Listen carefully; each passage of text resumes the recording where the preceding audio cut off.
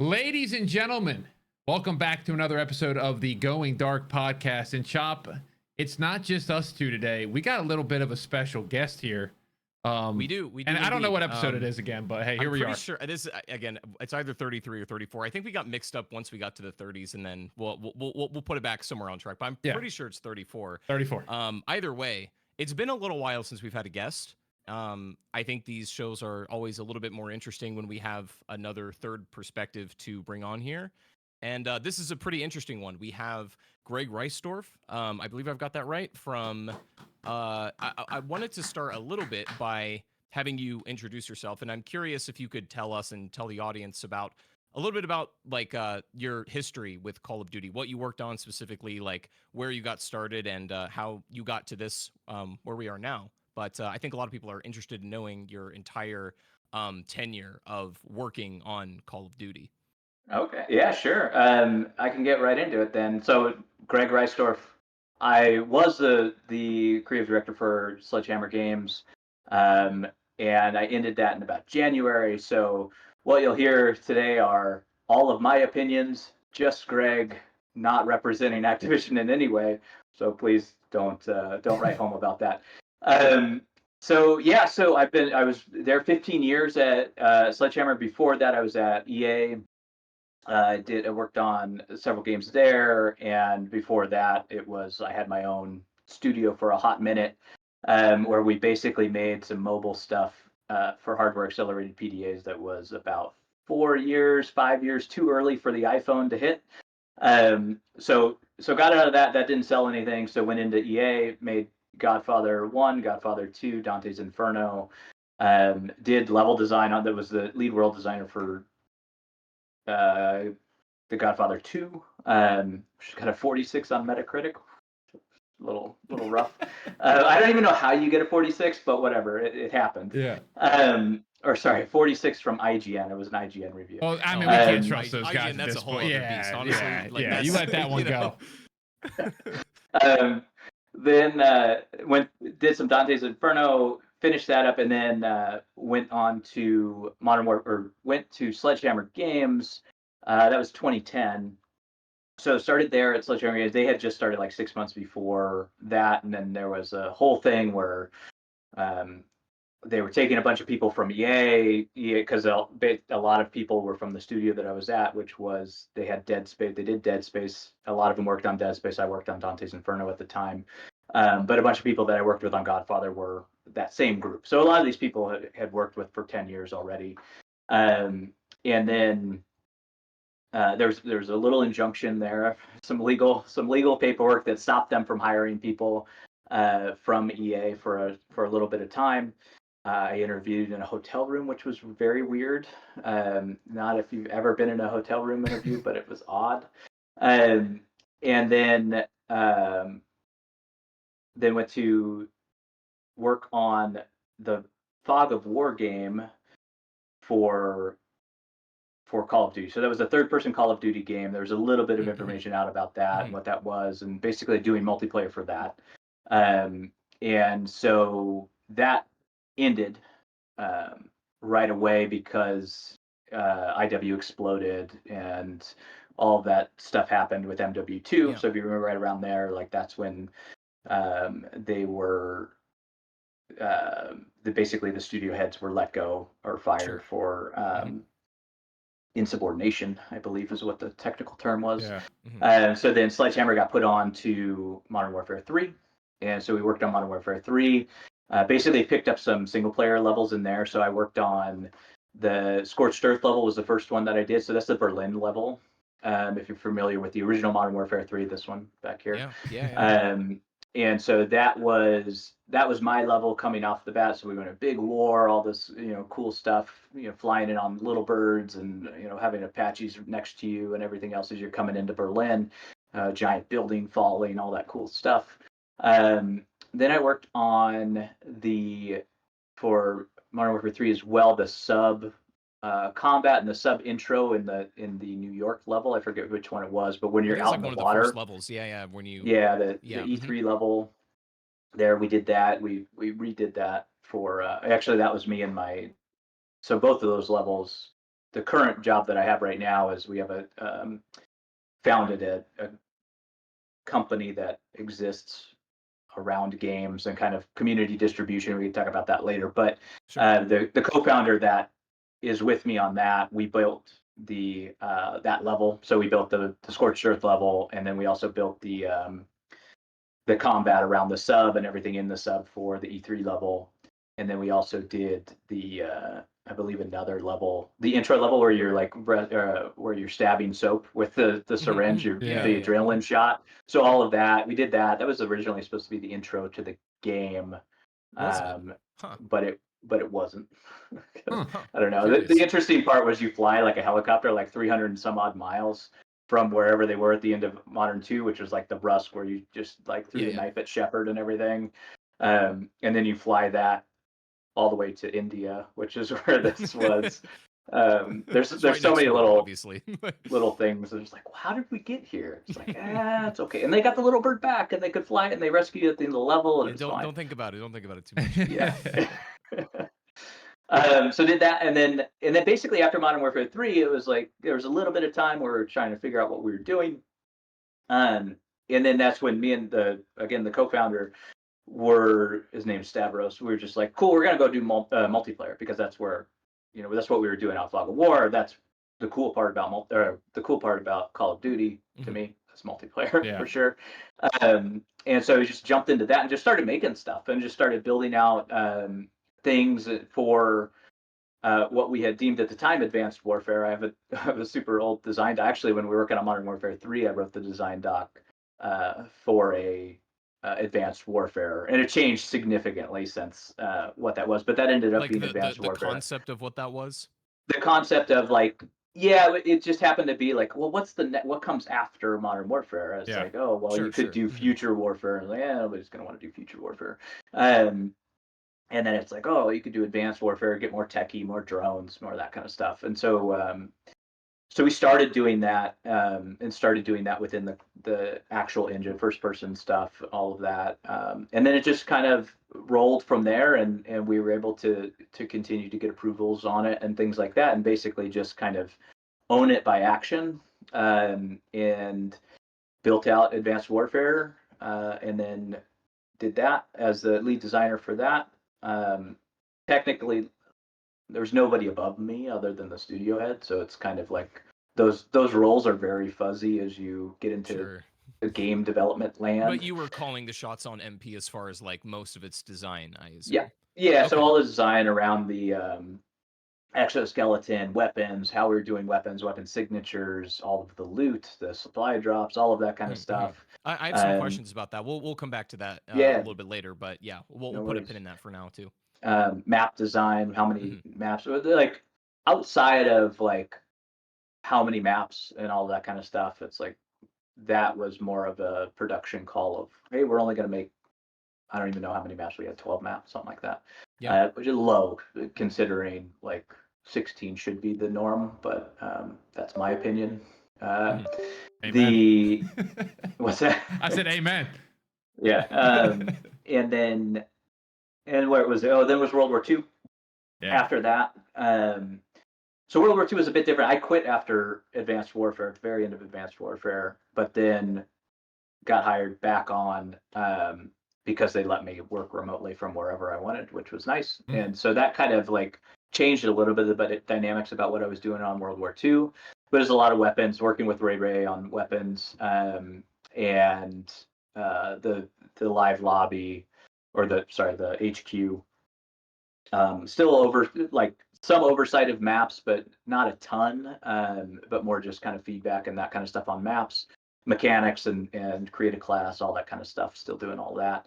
And then Vanguard, worked on that, creative director for that, did all the things on Vanguard as well, and then Modern Warfare 3, same deal, all the things on Modern Warfare 3, again, the second Modern Warfare 3. 2023. Okay, and so you just very recently retired. Sounds like retired. Yeah, I wish it was retirement. Retired from Call of Duty. Yes, sure. Yes, I still have to make money. Yes. So that was in January of this year, January 10 of this year. Then I started my own company from there doing community distribution and all of that, which should go live with here soon, a few weeks hopefully.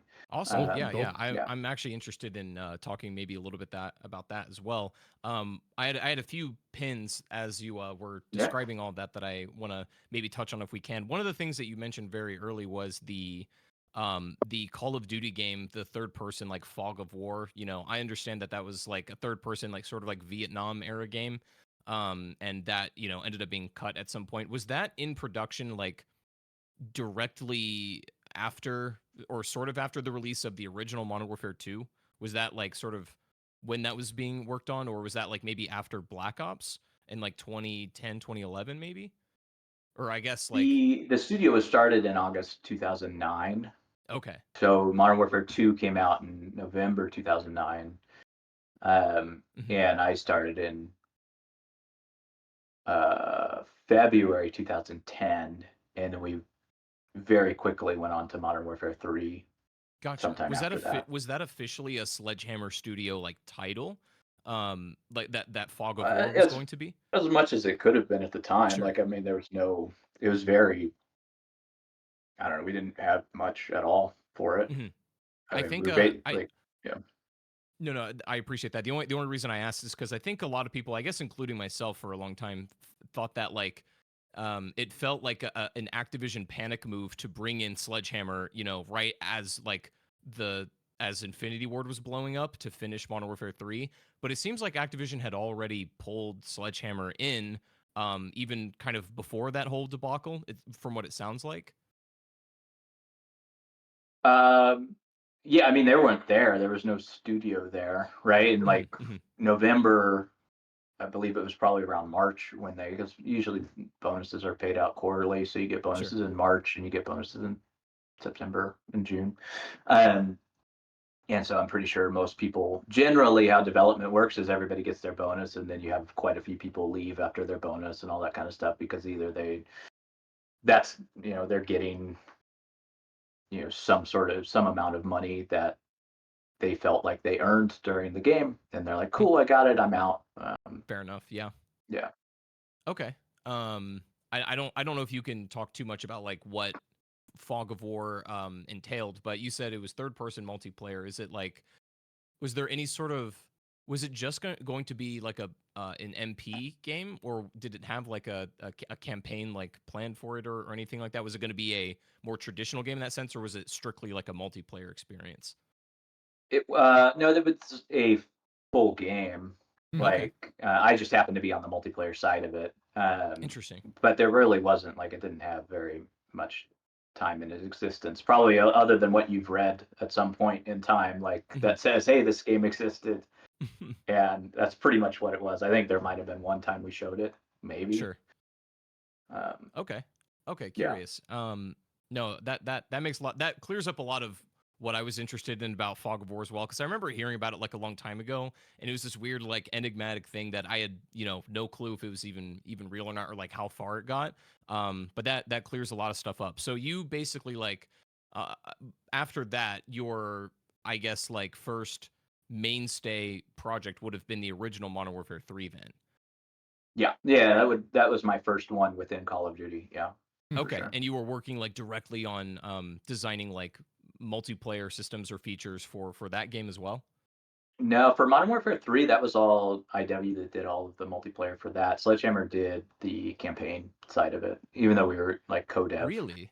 Yeah. Um, so we co-deved it, and then it was, we did a lot of the campaign stuff, Wow, and that's then curious. Huh. the Spec Ops as well. I did a bunch of Spec Ops things. Oh man. Okay, I that makes actually didn't sense. know that. I didn't know No, that. I didn't know that either. I Oh, had always assumed that like I mean, I guess we did a little. Well, it's tough to say because multiplayer is like everything. mhm, So like weapons and all of that kind of stuff. I don't think we shipped a map, but we did mechanics and all of that, Yeah. type of thing. mhm. Chop, I So don't like know. you could technically say that yes, we did those things as well because we built out a lot of the guns, we built out a lot of that type of stuff. Yeah. Okay. Um, I always remember it always Chop. gets weird and hairy when you're talking with the dev teams about like who did what and when because things are so like fluid and they move across all over the place. Yeah. Chop, I don't know if you have the same like memory of Modern Warfare 3. I felt like people always said that Sledgehammer did the multiplayer, and that's why it felt so similar to MW2. And like there wasn't this crazy change like there was from Black Ops 1 to Black Ops 2 and all that. It's kind of how the memory of I have it is what I thought. I think my own memory and like I don't want to speak for the entire COD community, but a majority of them I think would probably assume that it was my impression that like Infinity Ward had, you know, mostly made the multiplayer, but I thought that at some point like Sledgehammer came in and maybe changed a couple of things, tweaked some systems and whatnot to make it like almost distinctly their product in a way. But now I guess when I compare the original Modern Warfare 2 and 3 multiplayer, they are very, very, very similar. There are a handful of adjustments, and especially as far as like streaks and things like that, those are a pretty big change. It seems like a much more like I always describe the original Modern Warfare 3 as a bit of a like refinement of the formula from Modern Warfare 2, a little bit less rough around the edges, a little bit less sharp, a little bit more honed in that way. And I had always felt that was like Sledgehammer coming in and be like, okay, we're gonna soften these edges a bit, but maybe it wasn't quite like that. It seems from what you're describing that Infinity Ward pretty much already had the multiplayer largely built, and Sledgehammer, Yeah, I mean, you're also coming off of a successful game, Modern Warfare 2, and you have a decent amount of your team left, right? You're not going to upend the apple cart to go try and make something completely new in that situation, right? And you have a brand new developer, Sledgehammer, coming on, trying to figure out how to work within first person, because the vast majority of Sledgehammer was all third person at that point, right? They came on to do Fog of War, and then they were being moved over to a first person shooter. There was very little experience with first-person shooters within that team. Gotcha. Okay, Tyler, this is something I'm sure you'll probably want to dive into with me. Given that, I don't know, over the past like year or two, there's been a lot of talk and some speculation about who knows if it's gonna happen, but like an Advanced Warfare 2, and I don't know if in some ways like it would be fair to call you like the father of Advanced Warfare, given that maybe it was your concept. I have a question about this too, actually, as well, Chop. Okay. No, go ahead. Because Advanced Warfare, I'm going to say it. I think it's a very underrated title. I think, Chop, we always talk about this back in the day, that the golden age of Call of Duty was a fantastic era, but I can promise you, as somebody who played these games, at the end of Ghosts, there were so many people complaining about it's the same formula, it's the same game, it's the same argument we get every single year with the last couple now.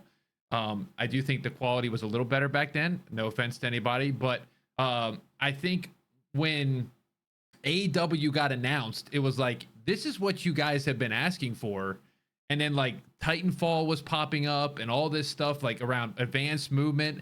And when you said you started jotting ideas down in like 2010, you said, I was thinking like Titanfall was 2011. Like, yeah. So, I mean, I'm actually surprised AW was thought about that early. I guess it kind of makes sense. I don't know the timelines to make a video game. I probably should, but I just think it's a long time. Yeah. I mean, I just think of so many people that I knew, my gaming friends, that they're like, yeah, COD's the same, man. COD Ghost is the same thing as BO2 and BO2. I'm like, well, this is what people were asking for. And it's like exactly what you delivered. So there was not really a question in that. It was more just like you were giving people what they were actually asking for, but maybe they just didn't know what they were asking for.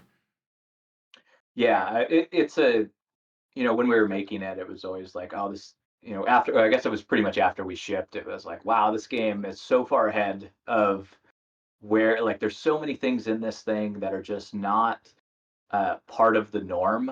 And it's like, yeah, everybody may like freak out now a little bit, but later everybody will be like, Advanced Warfare, that one really had its shit together. Yeah. So hopefully that's now, or maybe a little later. I think the love for Advanced Warfare is definitely.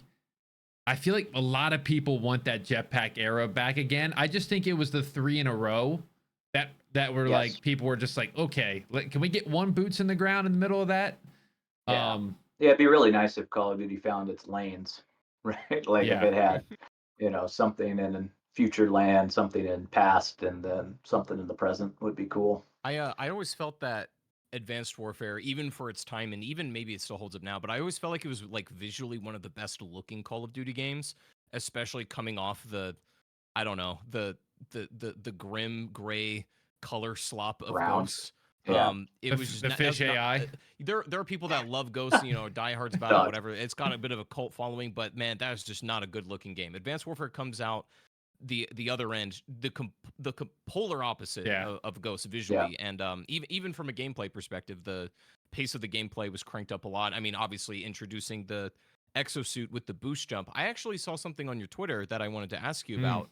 Uh-oh. I had that pulled up, All I right. think, as well. I know that Chad. sounds like intimidating, but it's not. Those usually happen at like 4 a.m. It's not a good thing.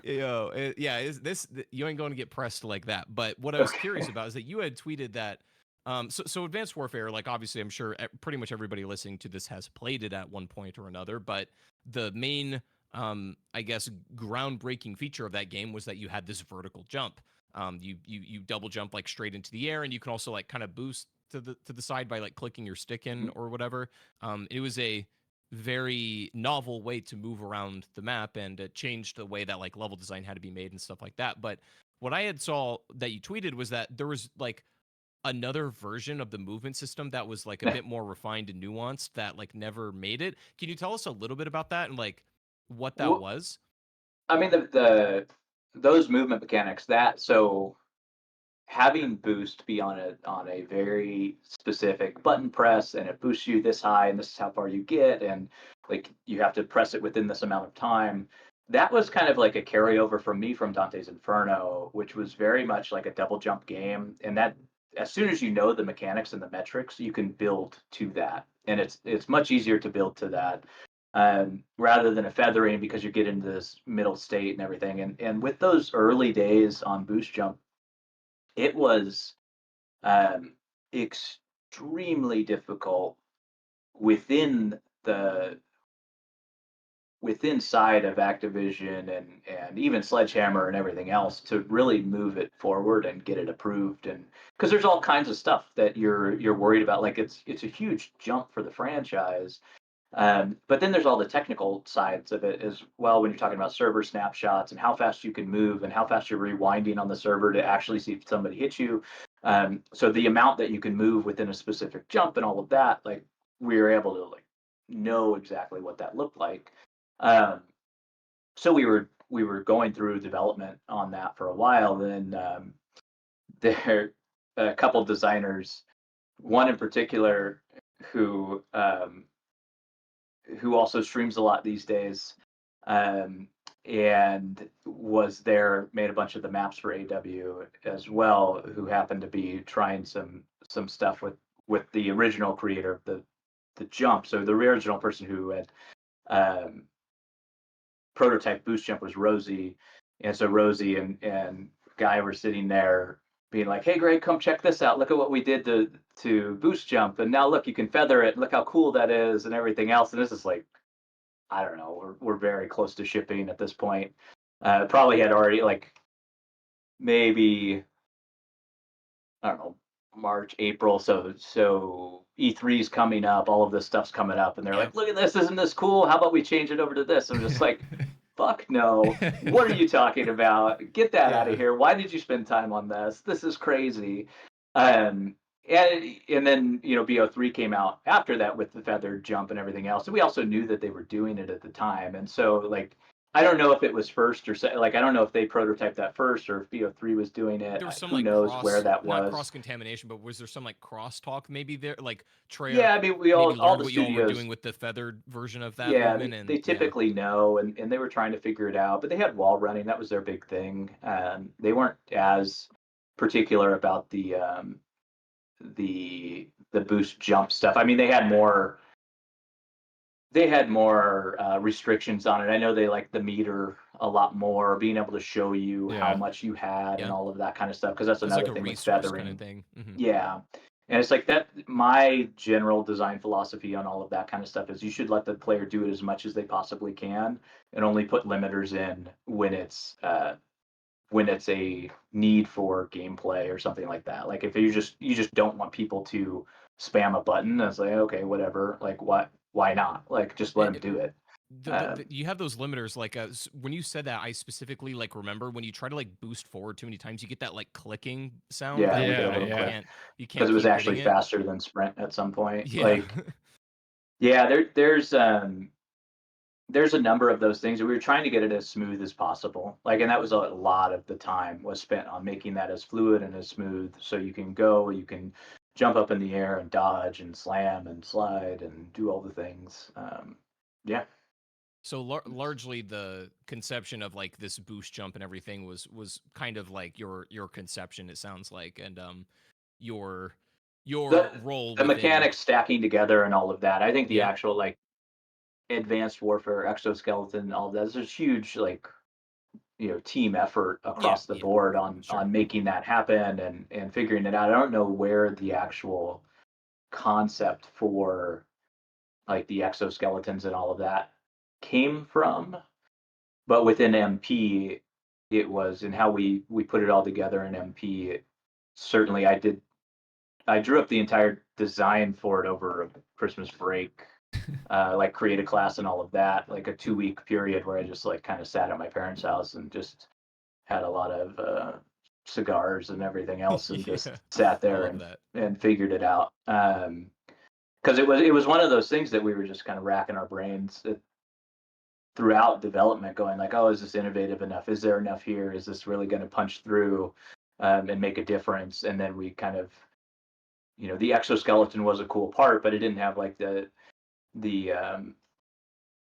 all of the boost mechanics changing together, all of the we had the exo abilities, we had the power meter on the exo abilities, the exo launcher, all that kind of stuff. Like there were so many things within that, customizable streaks. There I was wanted to bring that stuff up because I feel like Advanced Warfare had a bunch of things that were first time and last time. I feel like the two that were in my head literally was the customizable streaks, and the second one is the reload animation where you would double tap square, that was my Yeah, favorite yeah, thing. yeah. and then you would Yeah, like it was not the or you would lose just all drop your the fast ammo reload. and that and you Yeah. just do a quick. I'm Yeah. like that's the kind of Yeah. stuff Yeah, that I just that's a good point. I where actually does it hadn't thought go of that kind one. of thing, Yeah. you know? It just goes away because the next group doesn't like it, and then there's or they have different priorities and things, and that was one of the we are all on different engines back then, and so you just couldn't take it into the next game. Okay. Or then you have something like when we go from AW to World War II, and they're just completely different conceptual games, right? Like Sure, sure. you could have still done the It would have fast felt weird to fast like reload, but drop a mag on like a big like On the dinner plate Bren. LMG. yeah, Yeah, you can't really do. Sure, that makes a lot more sense when you're abstracting a bit more into the future. It's easier to imagine like, oh, you could just drop your mag yeah, and put this thing in, and there's less constraints around that. Something that you had yeah. brought up that I'm sure Tyler would want to ask you about. You had mentioned supply drops, Oh and yeah. Oh, listen, I I see the still spark don't in his have eyes, though. Obsidian Steed. I just did a stream the oh, other you day. don't. It was like You just gotta 5. go I got Master a Prestige, prestige right? thing. Master Prestige one, right? Yeah, Isn't that easy. That's easy enough. I'll just easy? do that It's real like quick. a couple hundred hours. You'll be Yeah, good. I'll just do that instead.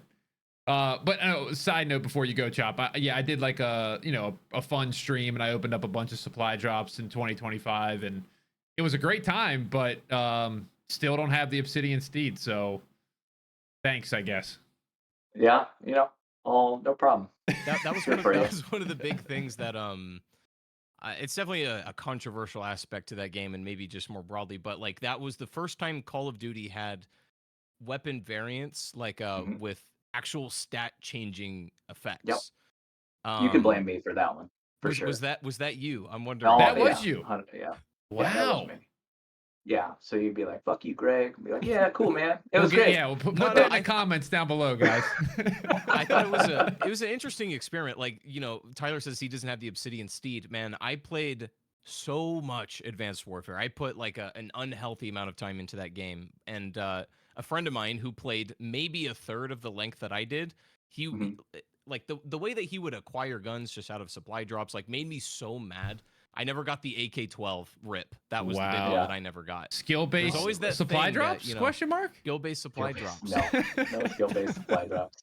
No, but actually, like, but that does kind of bring up an interesting point that I wanted to pick your brain a little bit about, because I feel like it's obviously a hot topic, but you know, the Call of Duty community seems to never want to drop the skill-based matchmaking thing, and I have some of my own thoughts on it that I'm curious what you think. But I felt like, and maybe, you know, Tyler, I don't know if you agree, but I felt like Advanced Warfare was the first time that concept really started being talked about in the community.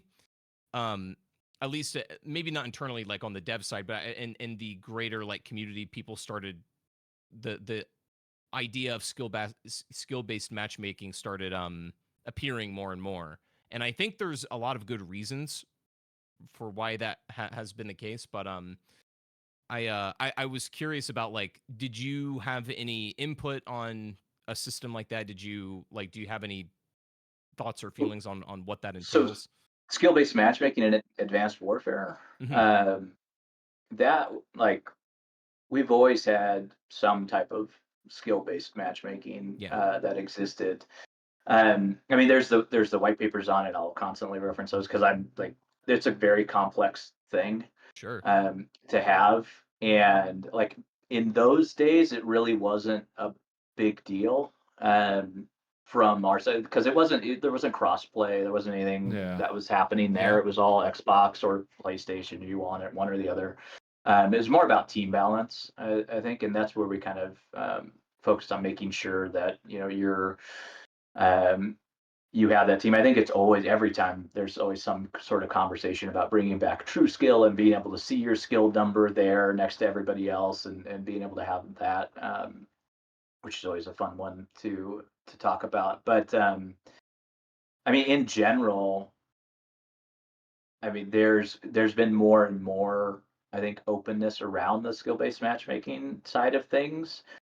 Um, but you can go read the white paper and the reports and everything else, and basically you're just Mhm. eating your lower tier players and you're just shrinking your player base as you go because they just leave. Like the players who Yeah, get their yeah, ass yeah, kicked every time, they absolutely. just leave. Sure, Um, absolutely. and so if you want a game to have players engaged and play against other players in it and everything else, um, you certainly want some type of skill based matchmaking. And what is interesting now is when you start looking at the bot matches and stuff like that. Like you look at Fortnite that has all their bot Oh, matches and everything. You look at the casual play that has a bunch of bot matches, but you're really filling those bottom players. You're giving them somebody to kill, right? And so now your bottom players don't necessarily leave because you have bots. And so as soon as you have bots filling that gap for the bottom players, so the bottom players can have somebody to pick on, you can now start bringing your top players down a little bit to pick on the bottom players just for a game or two and get them out of there.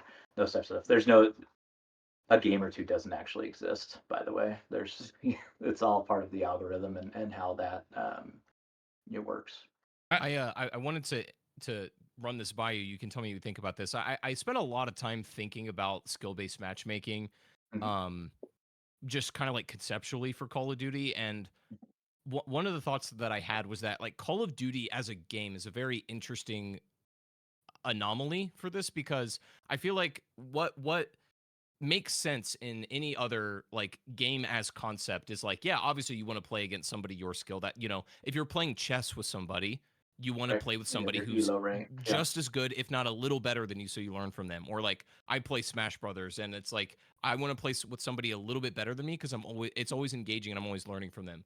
Call of Duty, on the other hand, I always felt like was kind of a weird one, because I think there is some of that element in there, especially when it comes to like competitive, or, you know, like actual tournaments. You know, that's a whole other discussion. But for casual play, I felt like Call of Duty was different because the mechanics of that game, in a way, are almost built on you doing well.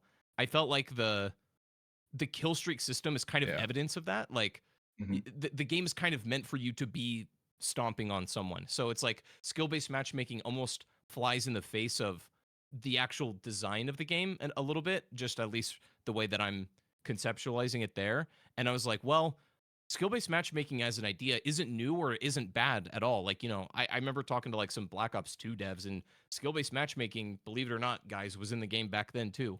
But I also felt like it was more pronounced in Advanced Warfare because there was this new thing, this boost jump that was like a new mechanic to master. And if you had mastered the movement, that was immediately visible, that you could tell a good player apart from a bad player. So I think that it felt a lot more prominent when you put good players in with bad players, because you could just tell by how they move of, who's doing what. And so I felt like that was kind of like where the conversation started, because it became so visible. But I always felt like Call of Duty was a weird game to try to implement skill-based matchmaking in. I understand it's like definitely has utility, but I think Call of Duty's in a uniquely strange position to have a system like that try to implement and fit well in. Yeah.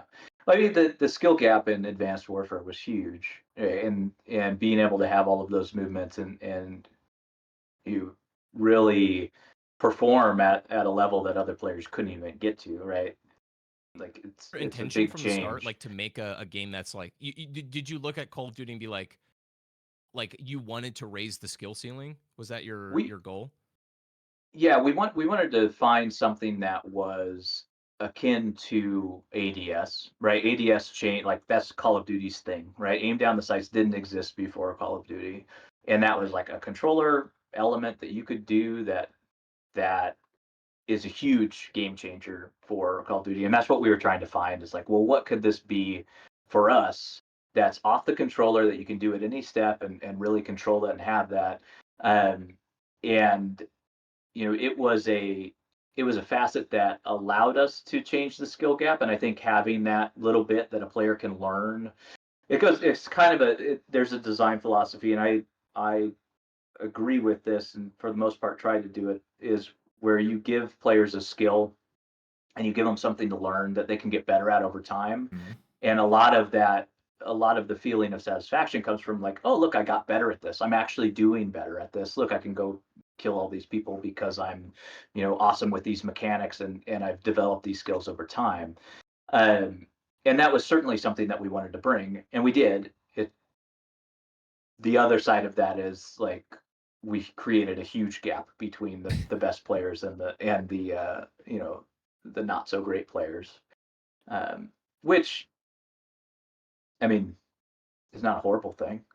Sure, I But completely yeah, agree. And Chop, we've talked about this. I always kind of have the opinion, and I don't know if this is old school now at this point, but like when I get on a game and I actually love playing it, I want to get better at it. So hmm I get the thinking of like, hey, we don't want to lose those bottom players because they might just want to prop their feet up for 30 minutes a week and open a couple supply drops. But like, I feel like there's people as well out there that there's no reward for getting better. Okay, hey, you get an easy lobby for one lobby, and then you get thrown right into the ringer, and now you're 25 and 25 again. It's like you're actually getting better, but your stats are showing that you're just a 1-0 KD. And it's like, am I actually getting better? Because you never really face the wide pool of player.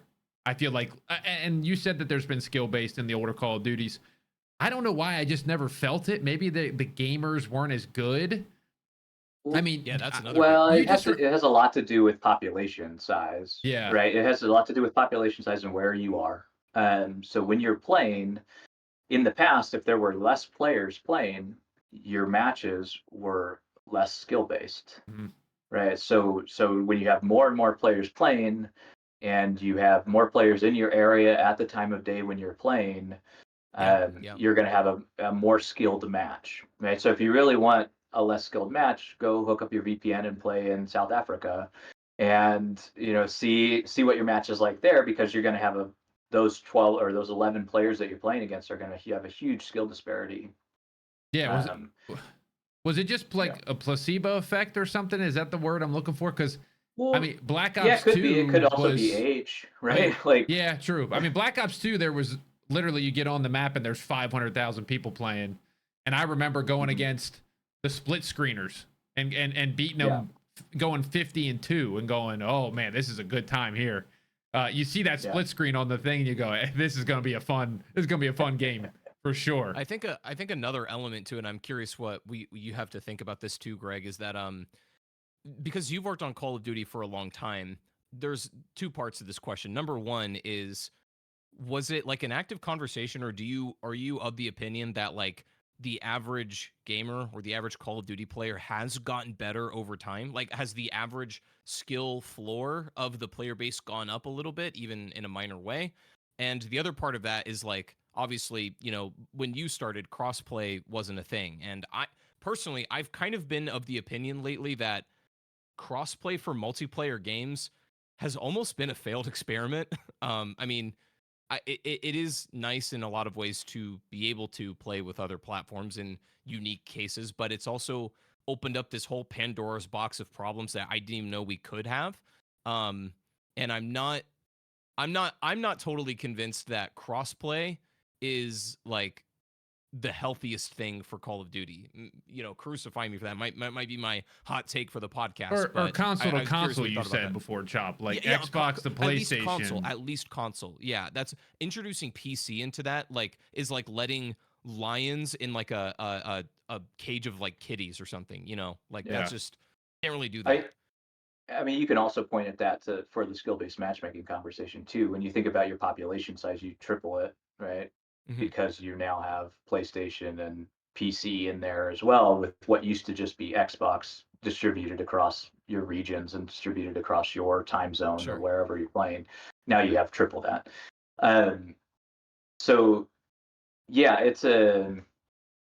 I'm blanking on what the original question was. Oh, Yeah. Just about do you think like was it conversations y'all had internally about, do you feel like the average Call of Duty player over the years has gotten better? yeah, oh, for sure. Like more people, they're just used to first-person shooters and everything else. Yeah. Like, this it's been around forever. It's 20 Yeah, some yeah. odd years old, right? Like it can Mhm. go drink, drive, and vote, all that things. Yeah. Um, hopefully not at the same time. Yeah. Yeah, I mean, it's just general. Like I think somebody asked me that question when I was doing interviews for AW way back when. That was 11 years ago. Was AW, That makes me which is sad. kind of nuts. And you put that image in your tweet, and I was like, oh, that's from AW, and that was 11 years ago. I was like, oh shit, maybe I should get a new image or something.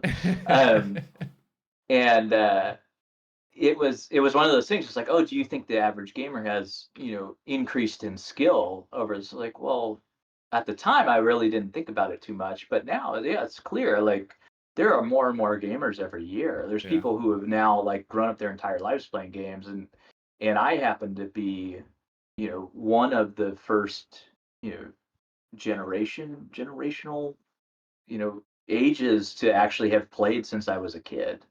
And that didn't exist before now, right? Before, probably a year or two ahead of me, like nobody was playing when they were a kid. Um, and yeah, it's just I think in a big general, part of it people are too, getting especially better. yeah, and specifically with Call of Duty. I mean, so much of what the game's direction now, I think, is like is trying to appeal to the old heads again. And what that means is that the old heads are already like good at Call of Duty, and it's like, sure, maybe they tried to appeal to newer players like as the year goes on or whatever. But I mean, I just tell people this all the time. I think some people get it twisted where they think, every new Call of Duty, it's like this brand new experience that we're all playing like newborn babies on. It's like, no, pretty much Yeah. everybody in your lobby has been collectively playing Call of Duty for at least a decade, possibly more. Yeah. Yeah.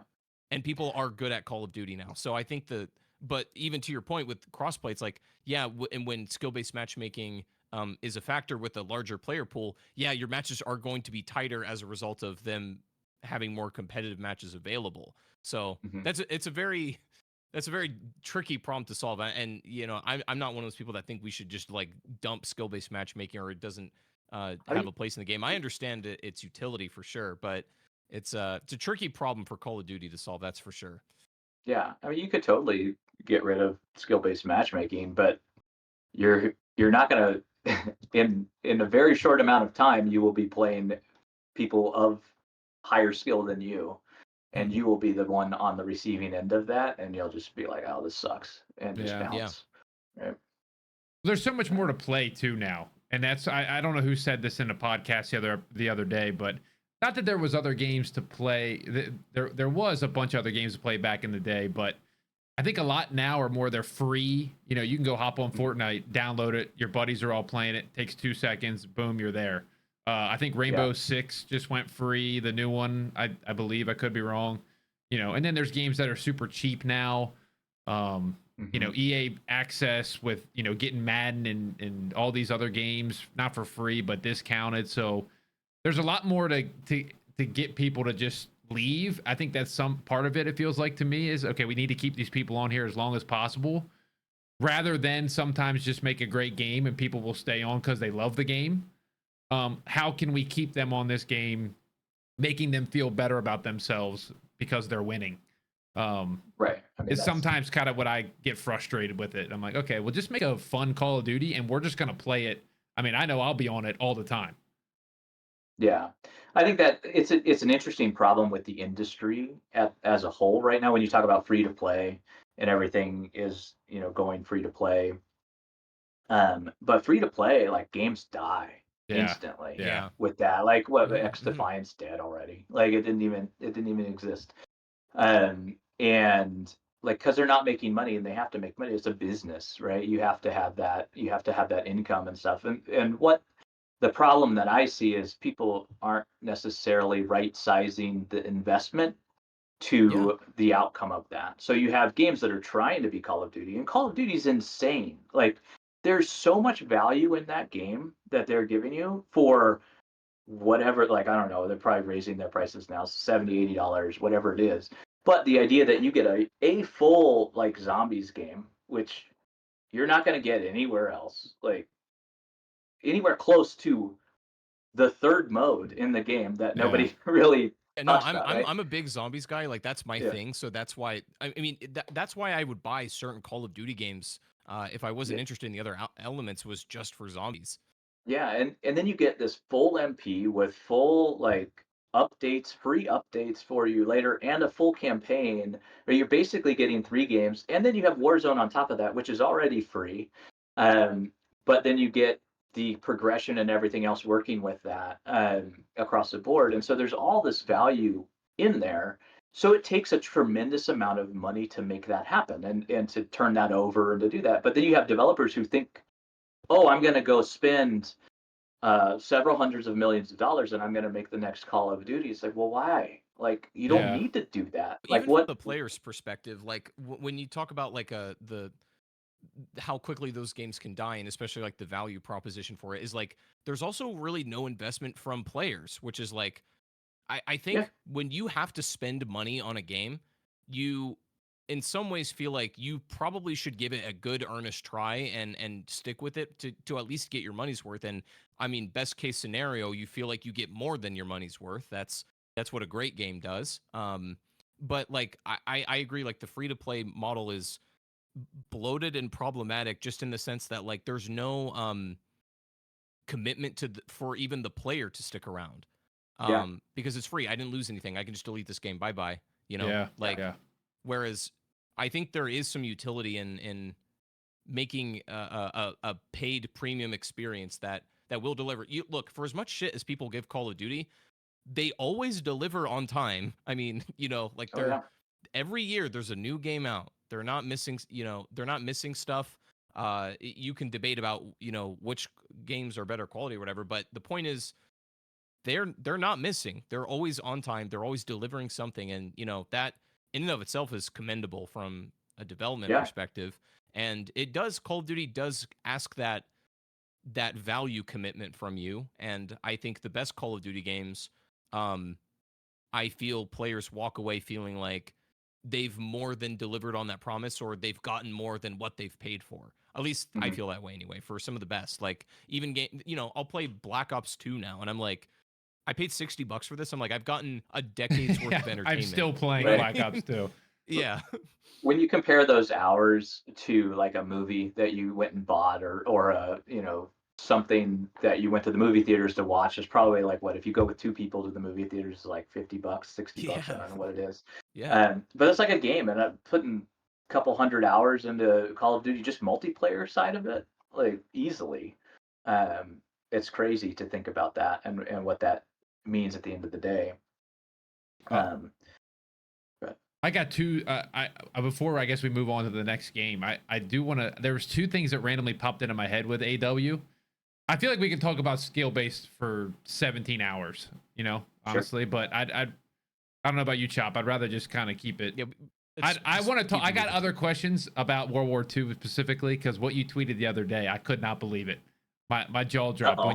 when you said about the HQ. But real quickly about AW, the Julian skin, gingerbread skin.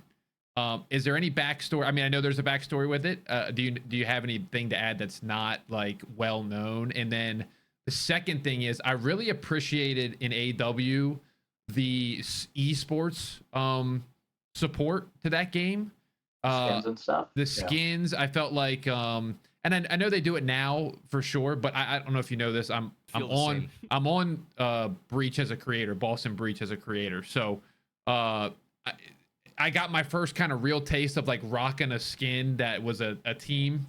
So how did that go? I know Optic did a white skin for the people that were on Optic, and then I believe Echo Fox won the championship, so they got a skin. So kind of a skin question I would ask is how does that all kind of go? How does that start? How does that I don't know. In 2014, like esports was it was new and big. We had those guys in early. We were, we brought in we brought in Ray and Nate Shot together to talk about boost jump and everything else. I remember talking specifically about should when you boost, should it show on the mini map as a red dot? And talking with those guys and doing some playtests early on with the few esports players. I can't even remember who they are at this point. And then it was, and then once we got into skin land and all that kind of stuff, we knew, once we knew we could make skins for Lude, and it was a system that we were able to prove out and we were able to do at scale. It was fairly easy to go in and start making new outfits and stuff for everybody else. And then it was just about planning. All of that stuff takes a tremendous amount of planning and lead time to do any of it, right? Like this podcast, literally, like yesterday, we're like, hey, let's go, let's get on it. Cool, sounds good, let's do it. Yeah. And here we are today doing it. But like those skins are 6 months out, like so long to get artists and to get everybody on board. Like that time will get cut down tremendously over the next few years with AI and all that kind of stuff. But it's still a long time just to even do an update for a game.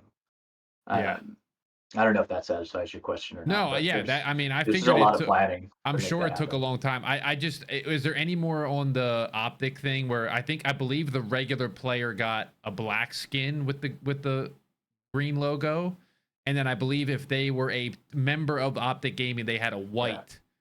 I mean, that was just on the back end. We could do all of that kind of stuff, and we just happened to be small enough and agile enough to be able to do it at that time. I doubt they would do anything like that today because it's sort of like special treatment or whatever. Sure. But and they're also like leagues are paying tons of money to all get the same treatment kind of thing. Yeah, exactly. And they have different agreements and different terms, and that was just like back in the day when nobody gave a shit. And so I'm sure people gave a shit. Sorry, everyone cared, but we're different times for sure. Make things happen. Yeah. Yeah. Somebody saw they could make money off of it, I'm sure. So, you had mentioned World War II. What were you gonna? I was not familiar with what you were bringing up. So if you could fill me in and also the audience for sure. So I think obviously World War II comes to Game Pass yesterday. I gotta say, I think it was one of the most underrated Call of Duties. Very rough start in my opinion. So this is an era of Call of Duty. I feel like a lot of people just were not there. So I feel like it's nice to give a little history lesson in this time period. Just because I don't know. I love this game. I'm a big World War II guy. COD World at War is one of my favorite Call of Duties of all time. So when it was back to World War II, I'm like, we are so back. So I think it's kind of maybe a rarer opinion nowadays, but you had I think somebody had tweeted you and you replied back and they're like, hey, is there any mention of the HQ? Obviously, most people know we're not talking about the current HQ. No offense, which makes me want to throw up. We're talking about the HQ that is the real one, the real one. Yeah. So I think he had asked like any word of bringing it back, and you're like, it wasn't really well liked. So, and a lot of resources, and I have to disagree with you there. Unless I thought that the headquarters was one of the most that's not the wording I want. I was gonna say the most coolest. That is not the proper English there, but the coolest invention that you guys added in a long time that kind of spiced up that main menu. And I don't know. I just feel like it's a something that should return. I don't think it will return, but I guess I'm giving you your flowers. And I feel like there's a lot more people that think like me than maybe you. Maybe it's just the internet yelling at you all the time. So it's an interesting thing. Like it was one of the first things that was like, hey, we're gonna go do this, right? Because it was Destiny had just come out around that time, and it was like, oh, cool, we could go do this thing. It wasn't like I didn't want to do it. I thought it was a waste of time, and so maybe that's why I'm like, oh, people like that. Oh, crazy. And it was, it's certainly attractive at some point in time. It's kind of like a 3D menu, right? And that's ultimately what we were working with other studios at the time. The other studios did not like it either, and so everybody's trying to undercut it and undermine it in some way, and or not really intentionally. They just don't value it, so they don't prioritize it, and they don't put work into it or time into it, and so you get these situations like launch where it basically just fell over at launch, and wasn't ready for prime time, and then we ended up swapping it out for the light version, which thankfully Raven had set up, and because they didn't want to do it, so or not. Well, I'm sure they wanted to do it, but it was like their kind of test bed, so they could get around it, and so we just ended up swapping over to that, and then you could load into the hub as a playlist after that. And so when I say that it wasn't popular and all that kind of stuff, it's just from the playlist numbers. Like we know how many people were in there. Yeah. It wasn't nearly as much as normal gameplay. Well, do you think that's because people were annoyed? Because I remember off rip, I think we talked about it a little bit in our conversation on just replying to each other, but I remember World War II launching and I couldn't get into a game for like a week. Yeah. So yeah, I mean that's part of it. It was because of how our matchmaking worked for all of that, and how we were trying to put you into that and loading into that and all that kind of stuff. It's interesting because like we had the firing range in there. We had the firing range in AW as well. Yeah. And there was huge concerns about AW because it took 8 seconds to load, that it was way too long of a load time. And then we're like, cool, that's great. Well, in World War II, we're going to make it like a 30-second load time between matches because we're going to put this whole thing in here. So yeah, it was interesting. I still think it's a neat space. There wasn't enough to do other than the 1v1, and the firing range was okay. But you really need more stuff to do in it. You really need more like things. We eventually took it and used it as like in the live season in DLC as a map that you played in. We played prop hunt in it, I think. And so there was some use of it there. We had a bunch of things that we were trying to do. There was air raids. I don't even know if they're still on. So if you're in the hub and air raid sirens go off, you can go and defend the beach from airplanes and shoot them down. I've never heard of that. And once you shoot them down, it might be off. Like we probably turned it off at some point. But then basically you shoot them all down, and then a plane flies over and drops supply drops. Oh my god, that's so cool! I've actually never heard of that. Yeah, there was a lot of planners.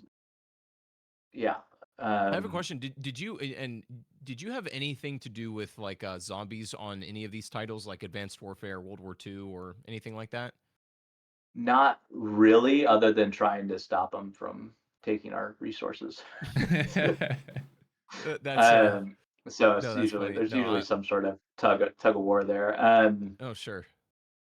I'm No I'm a big zombies. zombies guy. Just and I only asked that because like I remember the first time I had ever like went out to Sledgehammer was for World War II, and I Okay, remember having a dinner with Cameron Dayton, right, and Cameron, he and basically like told me so much about like all of the things that they couldn't do and all of the maps that got cut and all of the things that they had huh, to rework. Like weird. basically he was like, yeah, this is not how the rest of the year's like not how it was supposed to go, and I'm like, damn, that hurts. And I was just from what I've heard, some of the maps sounded like they would have been pretty neat. And I don't know if there was again like a what you describe a tug of war between resources of the teams. As a zombies player, it hurts where it's like when resources get pulled from that. I just remember Yeah, being like really heartbroken hearing that World War II was not zombies was not going to play out how it was supposed to. yeah, it's interesting. I wasn't close enough to it on World War II to know. AW, I was slightly closer, but not really. Like you kind of Mhm. just silo out at some point, and Yeah, yeah, it's yeah. like you sort of get stuff coming over the fence and being like, "Hey, we need this." It's like, "Cool, what do you need it for?" It's like, "Oh, I'm gonna put it in this level here." It's like, "All right, great, here you Sure, go." sure. Um, so yeah, it's interesting. The zombie stuff is always a fun sort of thing. Tug of war. Yeah. Yeah, fun tuggle. Well, it's not really there because you want it to be successful, right? You want everything to be successful, but at the same time, you're trying to figure out how to get your own shit done. Yeah. And I was like, well, how am I supposed to do this if Bill and Bob have to go over and work on that?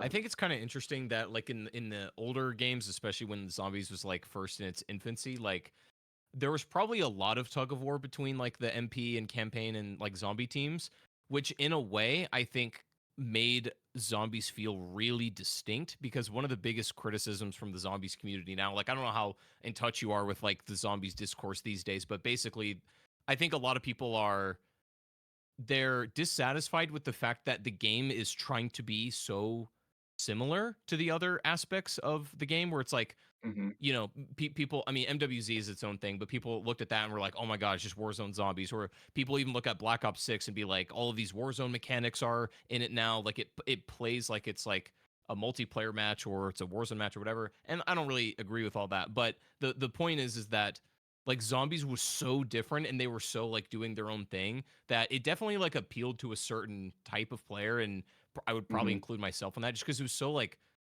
weird and like different from the other stuff that Call of Duty Yeah. was doing. I liked MP well enough and I played all of the MPs extensively, but like zombies was really where my heart was. Um and like it always kind of was difficult to like see internally like the studios push pulling each other for, you know, being able to do It, stuff for their respective mode. yeah, it's always interesting to see that there is some level. I don't know where it comes from, but within there's something that happens, especially on the design side, where people go like, "Well, we have all these players, like shouldn't, and we're spending all of this money. We're spending all this money on zombies and spending it all on MP and campaign. They should really play everything. Everybody should play all the things." And Yeah, it's like, yeah. No, they should No. just play what they want to play, and then just make that fun for them, and Yeah, and yeah, stop yeah. stop trying to get into all of these different things. Um, and I That don't know great where or great what point.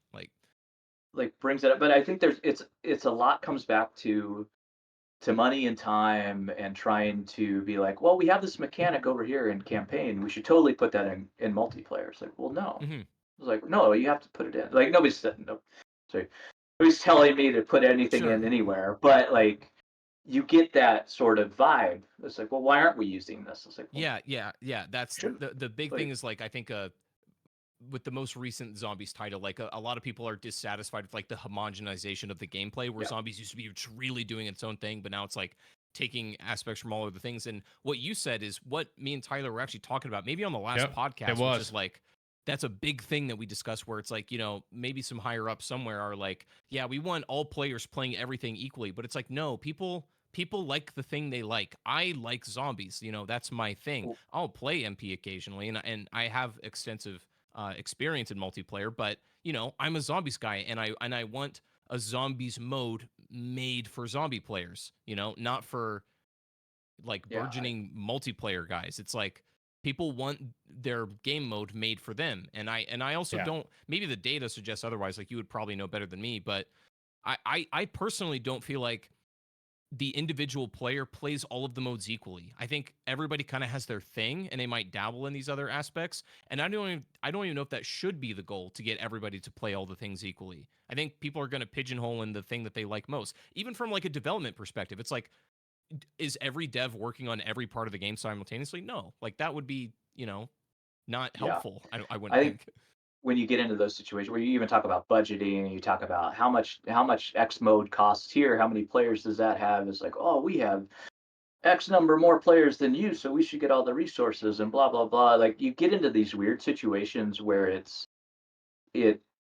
it's a problem that exists within the larger games within AAA space, um, that that honestly exists because they're so big, right? Like if you just had a zombie game and that zombie game focused on making zombies and made it for a specific audience and made it for $5 and they have 3 levels and that's what it was, like everybody'd be happy about it and it'd be great and it'd be like cool, you can go do that and you can make some money off of it. But when you get into the levels of budgets and the levels of money that's being thrown around, um, it's so crazy to think, because then people try and slice it and they're like, oh man, we have three modes and this mode's only has less than a third of the players, so it needs to acquire more from the rest of the thing so we get our full money's worth and we can go improve XYZ to somebody else. And it's like, really? Okay. Yeah.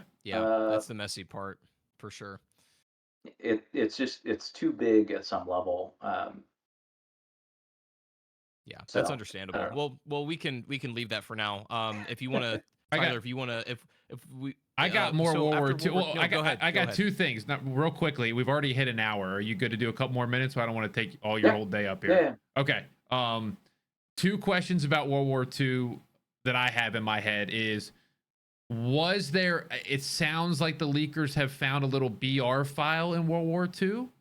Was there plans? Was that just kind of like, hey, let's mock it up, see what happens? Didn't really go anywhere? Or was a BR trying to launch before Blackout? Uh, that's interesting that there was something in the file. Like so, One, so the one of the leakers timeline. tweeted something. Well, so the timeline for World War II was we launched in what, November, I think, and Fortnite had come out in summer of that year, but then in December when they switched over to Battle Royale, like they just everyone went there, right? And Yeah. so we basically everybody's kind of responding to it and trying to figure out. It doesn't surprise me that somebody would have tried to make a BR thing within World War II to do that, but Yeah, there's no chance in hell that that was going to go anywhere. If Yeah. that's because you didn't have any maps, you didn't have the map tech. There's so much stuff that's in Warzone now. Even Blackout was didn't really have. Um, I guess they did some streaming and some other things to help that, and they had another year. I think when did Blackout come out? 2016. 2018, Oh, sorry. uh, Yeah, my 2018 to timeline's way off. 2019. 2018. Yes. Um, From yeah, from that what I makes so understand, I they had a think bit more time to work on it and Yeah. stuff. But it does. from what I'm sure like everybody's putting all kinds of stuff in the game at some level. Right. I had heard that like Infinity Ward was already working on some like big project, some big thing, like right after Infinite Warfare released. Like from what I have been told, that's when they were like starting to toy with the idea of battle royale, because I think that was like big like DayZ and like PUBG era. I don't know, Yeah. how I mean, far back that goes, H1Z1 but was yeah.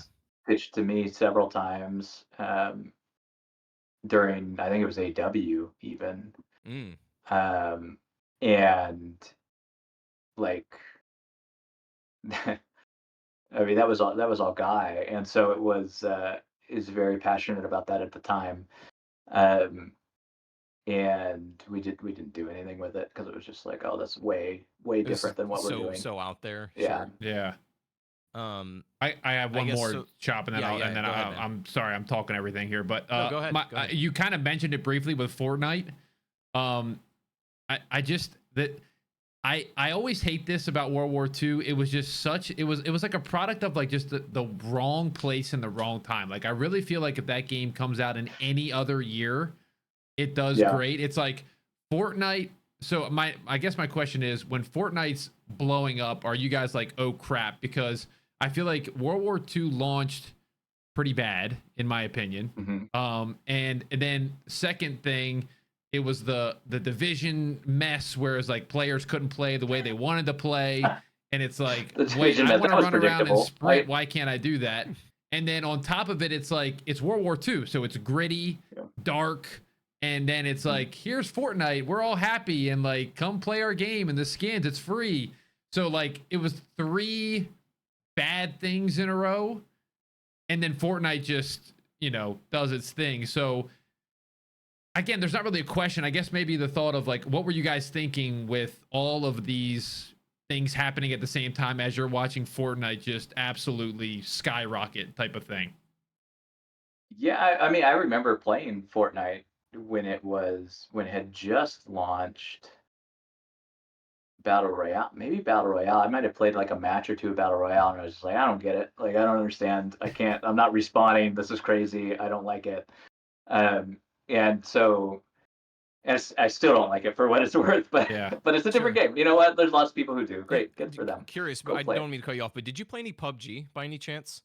I not much, Okay, I was because it wondering if was. like you had preferred that to Fortnite, but or if it was No, just like the format like the itself you one didn't life care to for. live stuff. I'd rather go in shipment and just like freaking spin out all day. So Sure. you're the reason we have Um, shipment 24/7 all the time? yeah, it's just a live shooting range. That's all it is. It's fine. Yeah. It's like you go in there to play around and level some guns.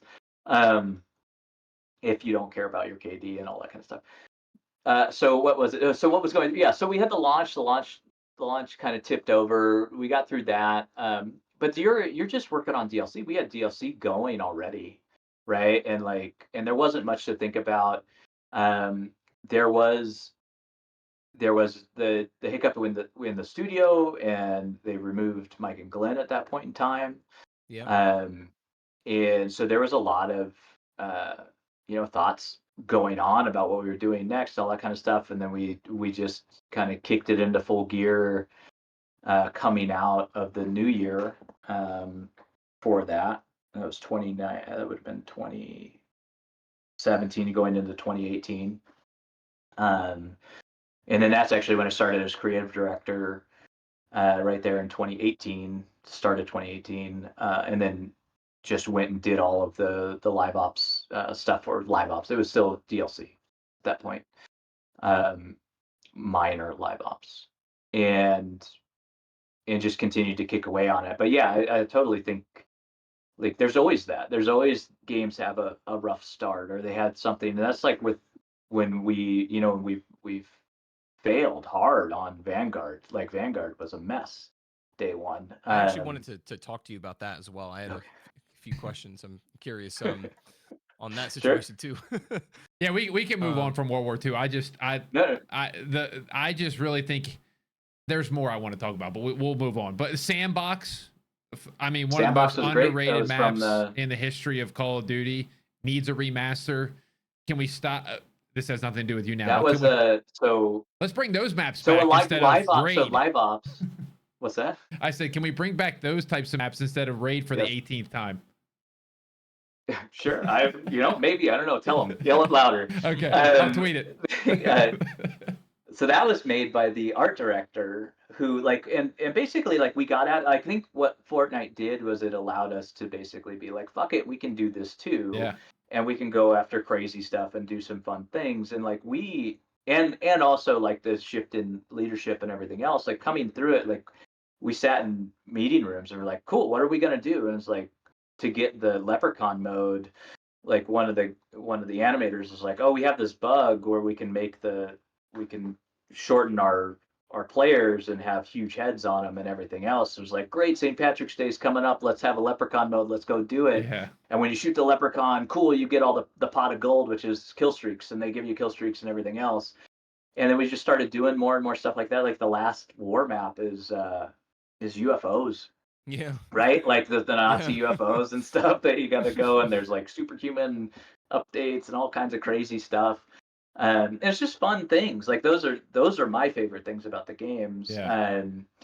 And so you have all of that, and the team's excited about it, and the team was just jamming on them, and it was a lot of fun. But it took a while to get there, and then yes, some more hiccups along the way. We had Vanguard, which really like went into crazy land. I want to Go ahead. get into Yeah. that a little bit if you don't mind. I want to so I guess like I have a lot of thoughts and feelings on that situation. But as a zombies player, like that was kind of like rock bottom for me. It's like as a Zombies. zombies I player, don't even, like is it sad that I don't remember what Zombies was on well, Vanguard? that's kind of the thing, right? Is like that zombies launched in like honestly what I wouldn't even call like an alpha build. It was rough. Like there Who was made one it? launch map, it was like called Duran Fong. Like it didn't even have like pack a punch camos. It didn't have so many. It didn't even have a wonder weapon in the map. Like the mystery box barely worked. It was just so it was like literally like I know what unfinished levels look like, and it just looked like a very unfinished level. It was rough. But I have no apologies for that. no, Sorry. That sucks. I'm not putting that on you. That's not the thing. But I mean, basically, like I was at rock bottom as a zombies player because I'm like, damn, this is tough. I will I'm say trying to this. remember it. Like I can't even remember like development of it. I want to Maybe I've say it blocked it like all out at this point, I but want to say I don't know if the leaks are true, but some people were saying that like they basically slapped everything together in like 4 months, which I don't know how much merit that has, but I wouldn't be surprised with how it launched. But the point is like I'm on record saying that like I didn't really care for Vanguard's campaign that much. I didn't really care for the zombies at all. But honestly, I thought the multiplayer I would agree. by the time it got to the end, I thought it was honestly like the shining gem of that game. I thought the multiplayer was actually fun. Not that it didn't have its own hiccups, and I'm curious on your perspective on that. But I felt like that ended up being the star of the show as far as Vanguard as a whole package went. So I'm curious if you oh, have for some sure, I'll take. perspective Yeah, on how that was I going. completely, totally agree, 100% that MP was the best in anything I ever worked on. So, Wow, also, yes, Vanguard specifically. love that. Um, I'm sure I won't get shit for that later from somebody that I worked with. Um, yeah, I mean, Vanguard MP was great. We did a lot of things. We made the decision to do destruction really early. We knew it was going to be a pain in the ass, and we did it. We executed on it. Okay, and it successfully didn't annoy everyone. Um, it was it was okay. We could have been a lot worse about it, and we we brought it down to a level of like more flair than really anything, flair than substance. Although there were some walls and things in there that changed it up. Um, yeah, yeah, there were some of the maps were cool. Yeah. It's good ones. But well, Eagle's Nest is in cool. ranked play was I think this is my opinion, but I think more people hold it. Like ranked play for Vanguard was probably using the automaton and the MP40. Some of the Mhm. best memories I have of the last couple Call of Duties. Very Yeah. well put together, it felt like, and very fun We the mode. gameplay, the gunplay in Vanguard was good. Initially, when we came out, it was very good and tight, and then we kind of like the live seasons were rough. We weren't prepared for it at all, Yeah.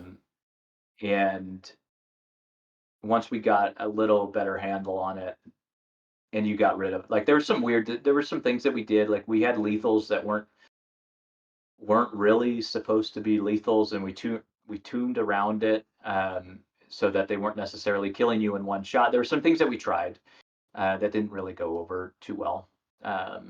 And Question it, actually, given Go that ahead. you've developed both, like Call of Duty a long time ago and more recent, you've basically been a developer through like the DLC era and Hmm. also like the live season. Now I'm Hmm. curious, like what is that difference like in terms of how you have to approach, okay, we're making a full season of DLC map packs versus, oh, we have to make like seasonal content? Is that like a fundamentally different structure than what Yeah. you were used Yeah, to? it's a fundamentally different structure. And like even back in the day, you couldn't make changes as quickly as you can now. Like so AW, we had like we could do minor changes and little like tiny changes to a few guns if we had to in a week or Sure. something. If something was extremely broken, we could do it.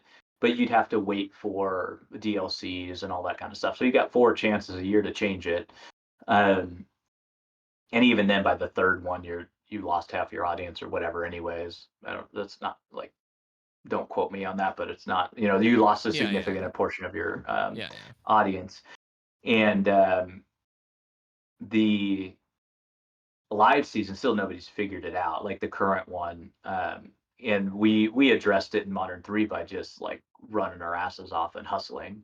And just moving and constantly looking at Twitter, constantly looking at Reddit, constantly like just slamming Slack with things that are cropping up, and just moving people to execute on their own, where they could see something, they could address it, and they could make changes to it and get a Yep. change in and fixed as quickly as possible. And like that transition was Vanguard for us. And like I remember, like we get day one, like cool, we're shipped, great, it's out, awesome. Hey, look, these people are having problems. Cool. Did Anybody gonna fix that? No, nobody's gonna fix it.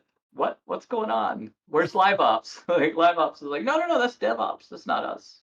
Hmm. DevOps. what Where's our DevOps team? Oh shit, we don't have one. What? Oh man. what Yeah, about it was the it was.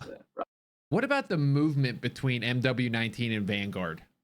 Like it's kind of Yeah, got the slide cancel, but there's like a little bit of a hiccup in it. Is that I think it yeah. was intentional, correct? This hiccup in the slide cancel. I Oh, feel so it was a little bit less smooth, I would say, in Vanguard compared to MW19. A lot of people blamed it on like MW19 got too sweaty, so there was like that half-second delay almost, if you would say. yeah, on the cancel. So we did. I'm trying to remember now exactly what changed. Um, I know what there you're talking about, Tyler. were. It's a very It's subtle just difference between the it's movement. It's like if very you're not subtle, a but there's nerd like something there me, that's a you're little like, oh, different. okay, Yeah. who gives a crap? But and you can really tell if you go play MW19 to Vanguard, you're like, there's just something a little bit slower in the way you. Maybe it's the gun up after the slide, or Mhm. just the smoothest of the slide. It's just a little bit different, but I think it's all this. Is it the same engine, or it was the same engine? Mhm. So maybe just something. Just Yeah, some so there's small there's tweak, I'm tuning sure. stuff. So a lot goes on with tuning when you're in those situations. Like a lot of people, especially when you go to World War II games, are like, "Oh, it has to be slower." Those old. My grandfather was never that fast. It's like, are you kidding No. me? Like these guys are. They're like, no, no, no. They were idiots in World War II. They didn't have any training. They just threw them at people. And it's like you can't handle a gun like you would in a tier one soldier. It's like no one gives a fuck. Like, Yeah. I want to feel good Yeah. shooting my gun, make it feel good. And like, and so a lot of times you get this sort of shift, even like you might change something early in production where it's like, hey, we're going to make this, here's this random game design tenant that it has to take you 30 steps to get anywhere in the game. It's like, and then somebody goes and implements it. And then like 6 months later, you're like, why the fuck is this happening? And you're like, Mhm. oh, right, we should go back to this thing. And so you try to go back, or you try and you hit what somebody remembers and you just lost it, right? You just can't get back to it at all because there's so many variables that have changed along the way. There's most likely something like that. I can't remember an intentional decision where we said, hey, we should make this shittier than modern 19. In fact, I don't really, generally people don't usually say those things. Okay. They Yeah, it's they probably a always think they're nerdy making thing it that better, nobody else noticed, but I feel like, I'm it's sure just everybody has noticed it. Like, it's possible. It's possible it has something to do with the loadouts and that sort of thing, or there was something we put on a loadout or a perk that just wasn't necessarily there. Like even 2023, like we had a couple perks that were like ADS while sliding was on a perk, rather than there by normal and that kind of stuff. And you get those types of things, which are odd decisions. Well, did you have any more that you wanted on Vanguard? We can move on after this one. Speaking of attachments, doing maybe the wrong thing. What was it? The Marco 5 when it got added to Warzone, and you could just spray and pray. Do you remember this? It made you speed like 10 times faster than the average person. Doesn't surprise me. Oh, it was a blast too. And then they nerfed it obviously, but it was the Marco 5 when it got added to Vanguard. And you played like Fortune's you talking about, like, Keep. your base movement speed, it just cranked it up? Like, you didn't even have to press your stick. You would just hit the R2 button and it would push you forward. And then as you sprinted, you would fly around the map. You can find clips of it. It was amazing. And like you said, people don't give a crap about what's the speed. Like if it's fun to do it, it was so good. It was so good. So let me see if I can give you a good analogy. So let's say you have a giant spreadsheet with a shit ton of numbers in it, and you're just like, oh, I got my cool spreadsheet. And then Bill has his awesome spreadsheet over here. And you're like, cool, I want my spreadsheet to be the same as Bill's spreadsheet. And so you're like, hey, here's the spreadsheet, Bill. Go ahead and put it on yours and make sure all the cells are right and make sure they're all the same. And you're like, cool. And he gets it once, and then you go, and while he's doing that, you're kind of overplaying with your spreadsheet and you're changing numbers and doing things. And you're like, okay, here, Bill, here's your update. And Bill's like, what the fuck is this? And you're like, oh, well, we did all this and we added this new row, we added this new column. And he's trying to figure out what the hell's going on and how things go. And you're continuing to update your spreadsheet and you're just keep throwing him versions of it. Like he's bound to have some cells that are just jacked up and not there, right? Yeah. That's pretty much how the weapons go. But sometimes I feel like it creates fun. But then that wasn't the intended purpose, right? And then it gets nerfed. Yeah. And it's like, well, that was actually kind of funny. And I think that's the biggest difference between live ops and what are those other things? DLC packs. Because DLC packs, it was one and done. And whereas live ops, you can actually just fix stuff on the fly. And so a lot of Modern Warfare 3, what our plan was, the plan is to change it. The plan is we're going to go live, and when it's live, we will change it. I was like, oh, okay. Well, as soon as you tell me I know I'm going to change it when it's live, I don't have as many restrictions on what I can have that goes live. Right? And so now you can kind of push those things out and be like, oh, shit, it's broken. Okay, well, we'll tweak it. Oh, cool. It was only broken for a few hours, or it was only broken for, a day or two. Well, people liked that it was broken, so we left it broken. There's those types of things that you can do with it, whereas DLC, there was never a chance.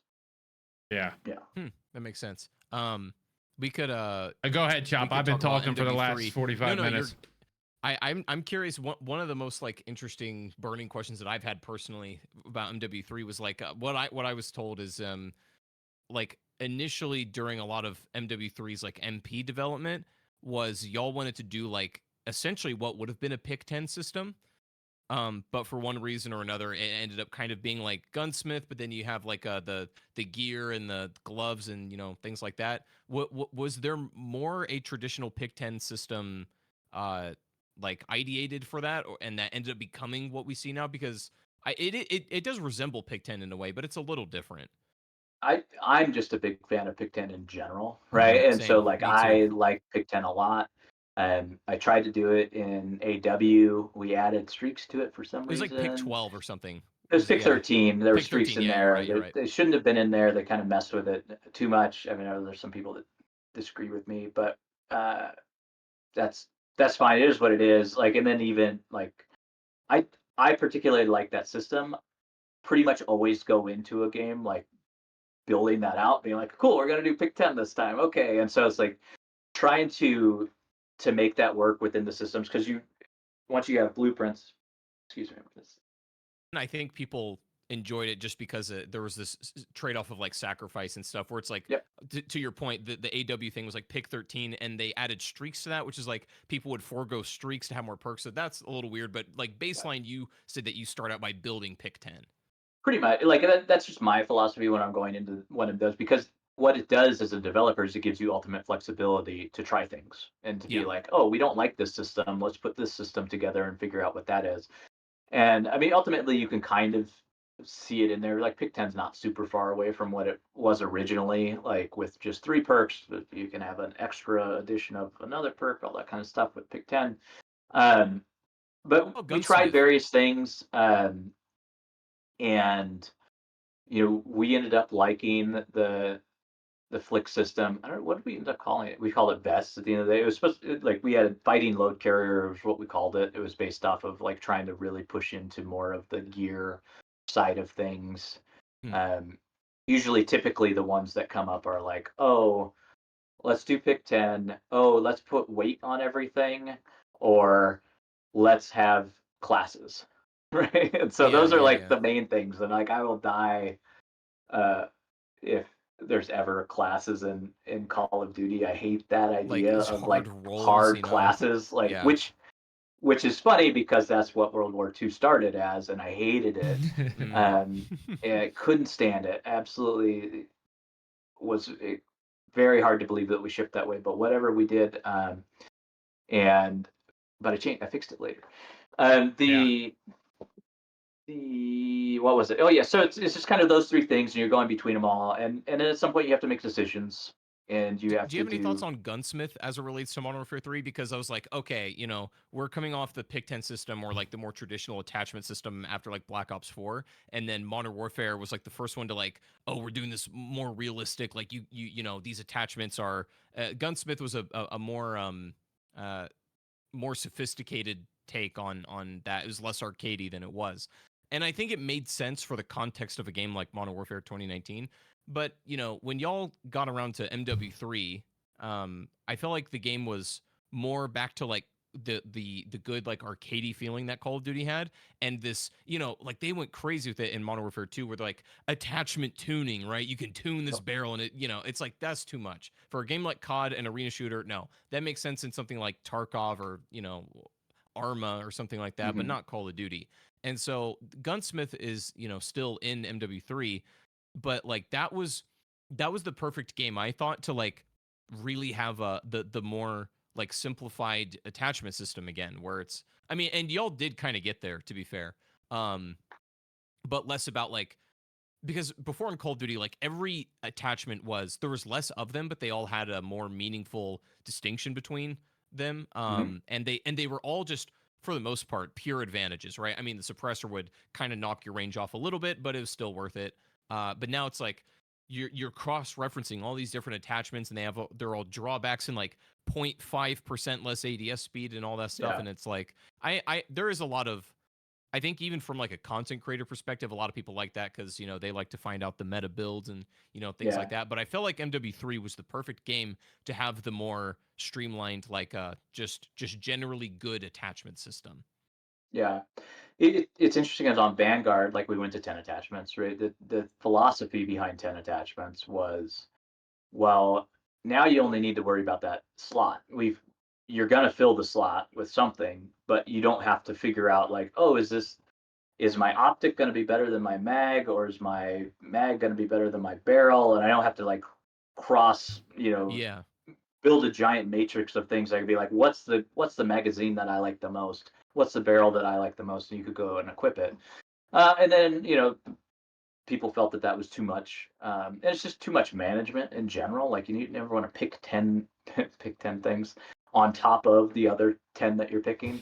And so in Modern 3, like we looked at it hard and we tried to simplify it as much as possible while maintaining, like there's certain things, like because we had carry forward was crazy, like there's a ton of time into that and a ton of thought given to it on how we can do it without like completely breaking everything, especially going into Warzone and all of those types of things.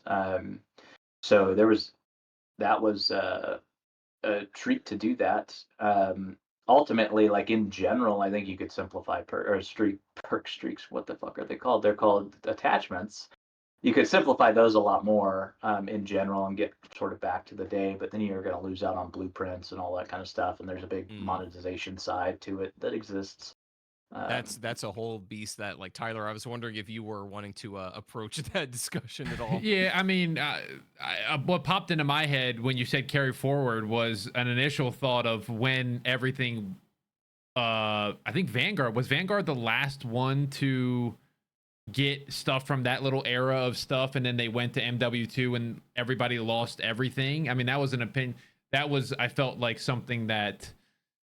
I mean, I don't think it was a good look personally. I mean, I'm sure you have your opinions on it. I don't know what the discussions were to, hey, we got to get on this unified engine and this just ain't going to come over. Or could we have done it? It might have taken a little bit of extra work here, but, you know, we maybe could have done it to get these people. Because I feel like that was the era where we were starting to lose, where people felt like they were heard almost in the Call of Duty space. And I feel like MW3 did bring back people because it's like, hey, we want this. And you're like, all right, we'll do it. And then, hey, can you do this? Yeah, we'll do it. But it felt like MW2 was, hey, you're going to lose all your skins. We're not listening to you at all because we like the way the game we made.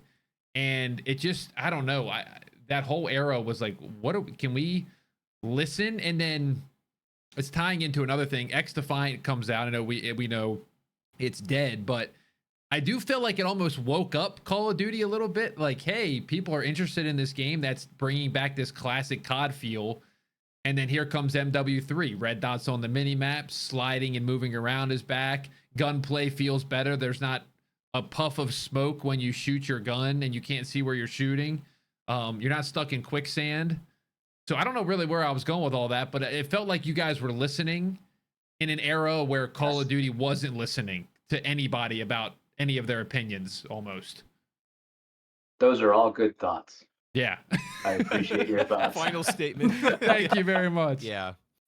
I mostly agree. Like, I just think that there was like, I'll say this from the perspective of a zombies player, there was something that was kind of that worked about, like, when, I don't know, when Jason Blundell would be cryptic on Twitter and stuff like that. And, like, you know, there was this sort of like mystique that Treyarch had in regards to, like, they wouldn't really say anything to the zombies community, but every now and again maybe they would, you know, let us know that they're listening. But mostly it was kind of like you just never knew what was going on behind the veil. But I think, like, what Tyler's saying with, like, Modern Warfare 2 was, it felt like Infinity Ward was, like, just actively putting up this big concrete blocks, like, I don't want to hear it, like, shut up.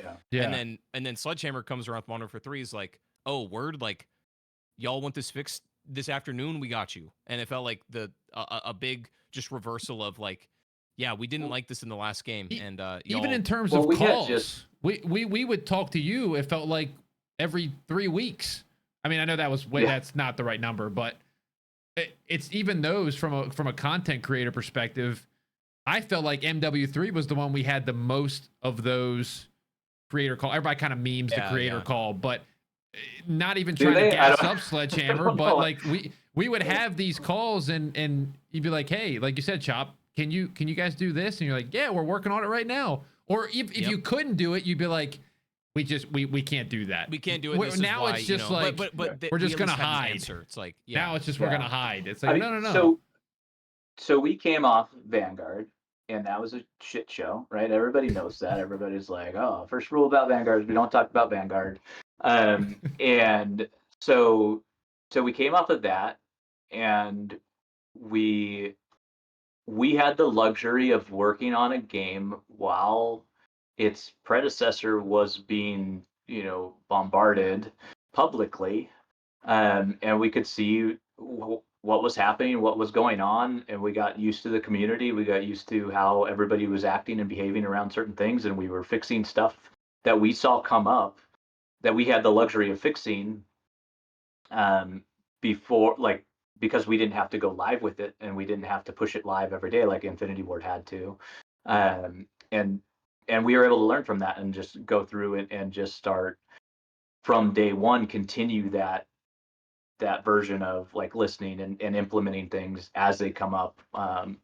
And ultimately, like we started with Modern Warfare 2, and we were able to use that as a baseline for making those changes where they did a ton of work to get there, right? So it's not just we we got to essentially build off of what they had done Copy and make their homework, kind of. yeah, copy their homework and do and make different decisions than them. I mean, a lot of that I got a lot of flack for essentially they're like, oh, you're just a modder or you're just pandering to the audience. And I'm like, well, fuck, Sure, like sure. seems like my job, isn't it? Like if you have Well, a service and you I have was gonna say like I think there's something to be said for like there's something to be said for obviously still like maintaining your vision as a developer. Like if you listen to every little thing that some random on Twitter says, like your game would fall apart for sure. And there's also, so that's not a good solution. And then also like stonewalling and being deaf to your audience is not really a good it's not a good yes. solution either. So I always felt like Sledgehammer, even as far back as like, I mean, maybe even Vanguard, but certainly with MW3 was that there was I think a very fine line that was towed of like, yeah, we know y'all are listening, but at the same time, you're not like bending your back to every stupid whim that some person on Twitter has. That it's like, okay, carefully, somebody's thought this throughout a lot, and it's like, okay, that's valid. Y'all take that back as genuine communication, and you're able to separate like the bullshit like static noise from helpful feedback. I always feel like y'all did a good job with that. Well, thanks. That's great. I'm sure they'll continue to do that in my absence. I'm sure they'll be great. Well, we could I guess we've been going for quite a while. We could start Yeah, to wrap things up here. I told him an to, hour, and he's done an hour and a half. So I kind of feel bad. I appreciate your but... time. Sorry, we don't mean to keep it too long. No worries.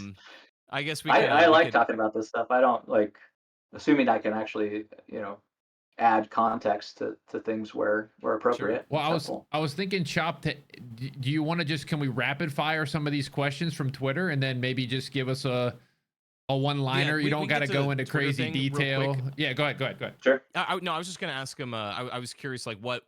So after Modern Warfare 3 is your last game, you've had this big career with Call of Duty. So like, what's next for you? Yeah. So what I'm doing right now is I founded a company called Oncade. So Oncade, we have community distribution. So for things like this, what as a creator, what you can actually do is you can help people sell their games, and you can help people sell in-game items or anything that they see fit. And what ultimately happens is you go to a dev portal, you go to a page, you get an affiliate link, and you're like, hey, cool, here's Greg's game, check it out. You can buy it from me, and if you buy it from me, you get a cut right then and there instantly. Sure. So it's all automatic. It all happens very instantly, very quickly. And so ultimately, like right now, rather than pushing people to Steam or those types of things where Steam takes 30% from the developers, I don't know if you know that or not, but that 30% doesn't happen. We take like very small percentage.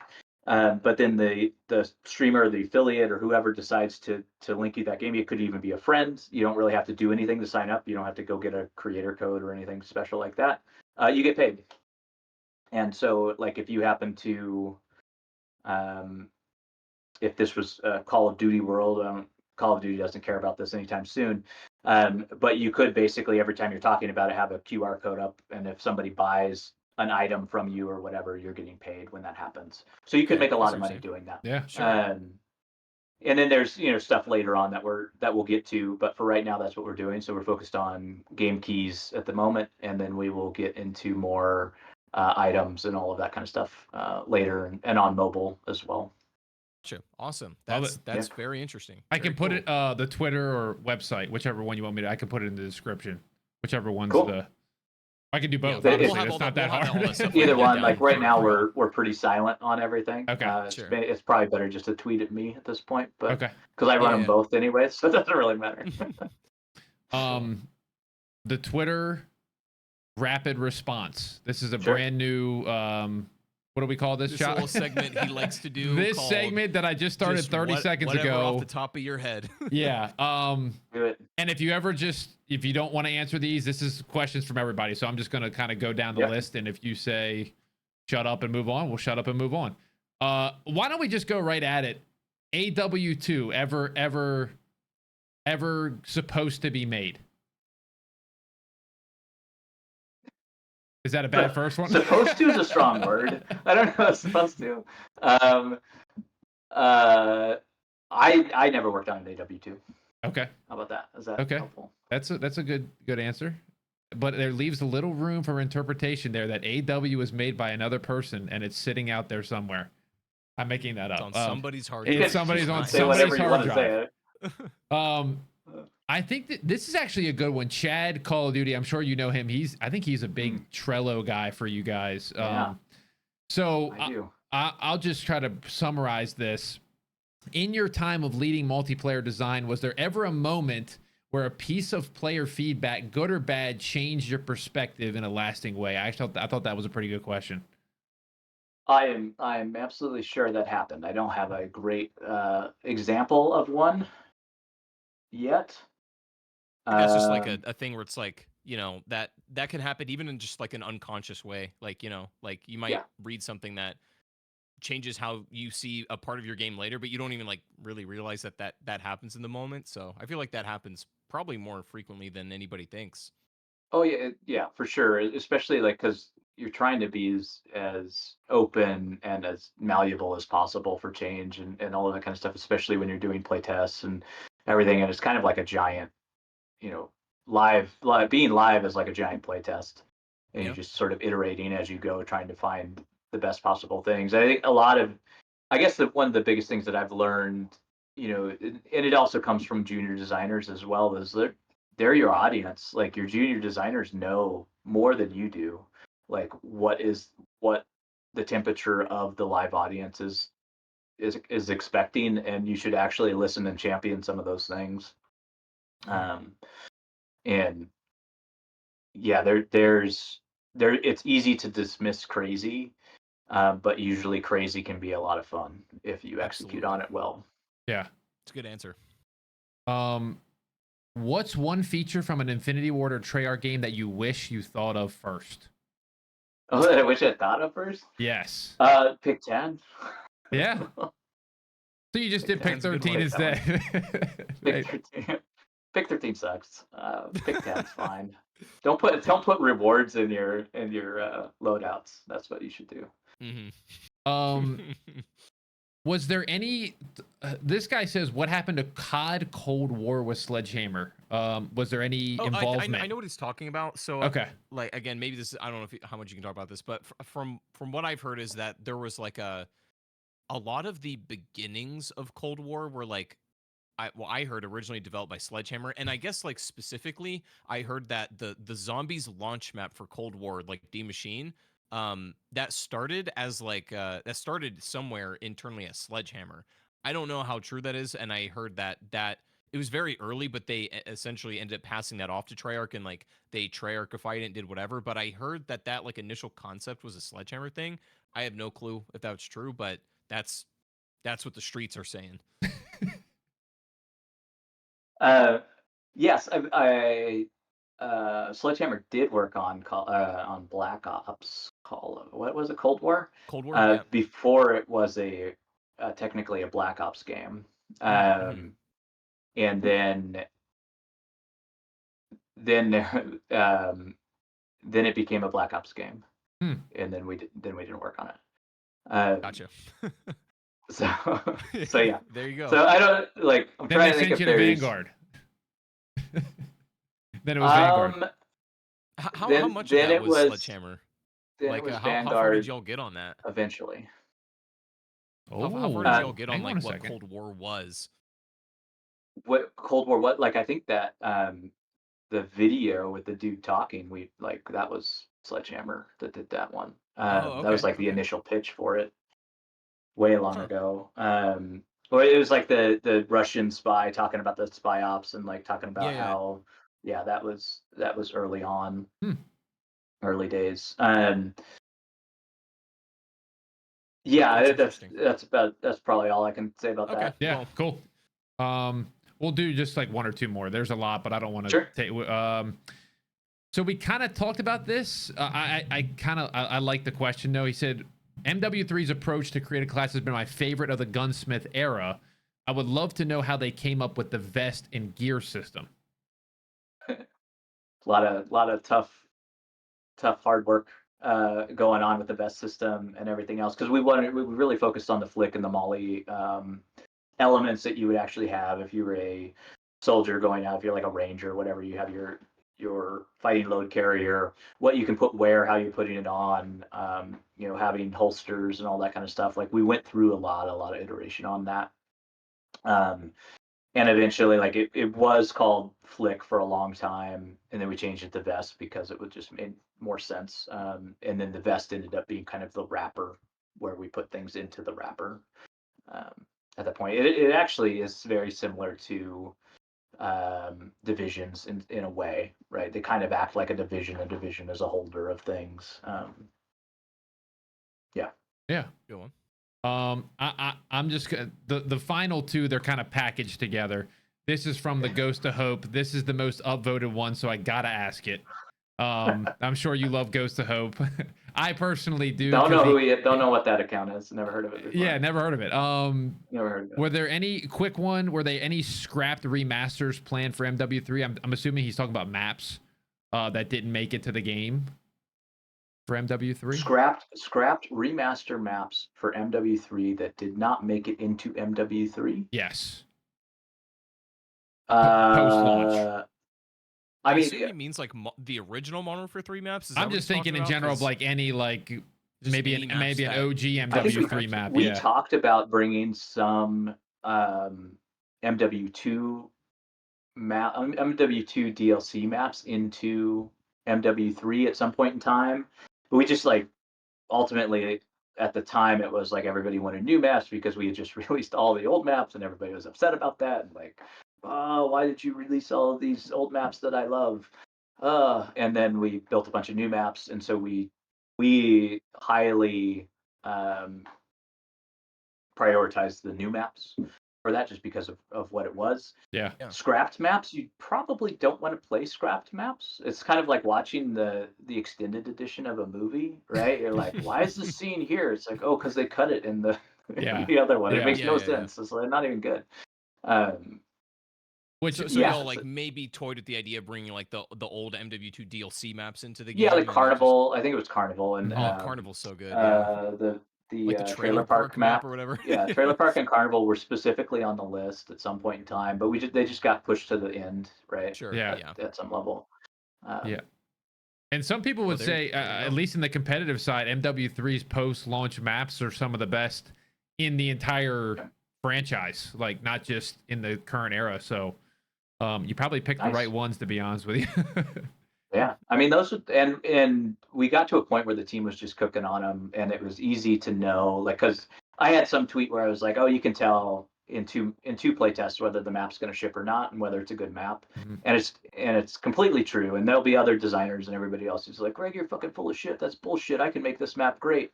Like, no, you're just going to waste your time. You're just going to spin your wheels and waste your time because you're trying to polish shit and it's still shit.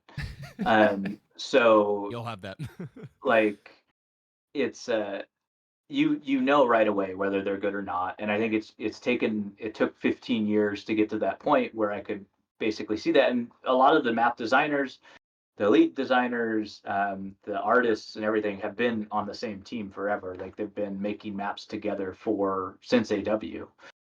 So like the designer on Green Band in AW and the designer who made Green Band, the designer who made Ardennes Forest, who made Stash House, Who are made all the same Gustav Cannon? Can designer. I ask who made Gustav Cannon? Gustav Cannon is no longer at Sledgehammer, but Okay. he worked on Saint Mary Dumont. Oh, okay, Saint so Mary that's a good Dumont. one. So He the made same up for designer it. did those two, right? And so, but then you had like Hotel Royale and Red Square and Meat and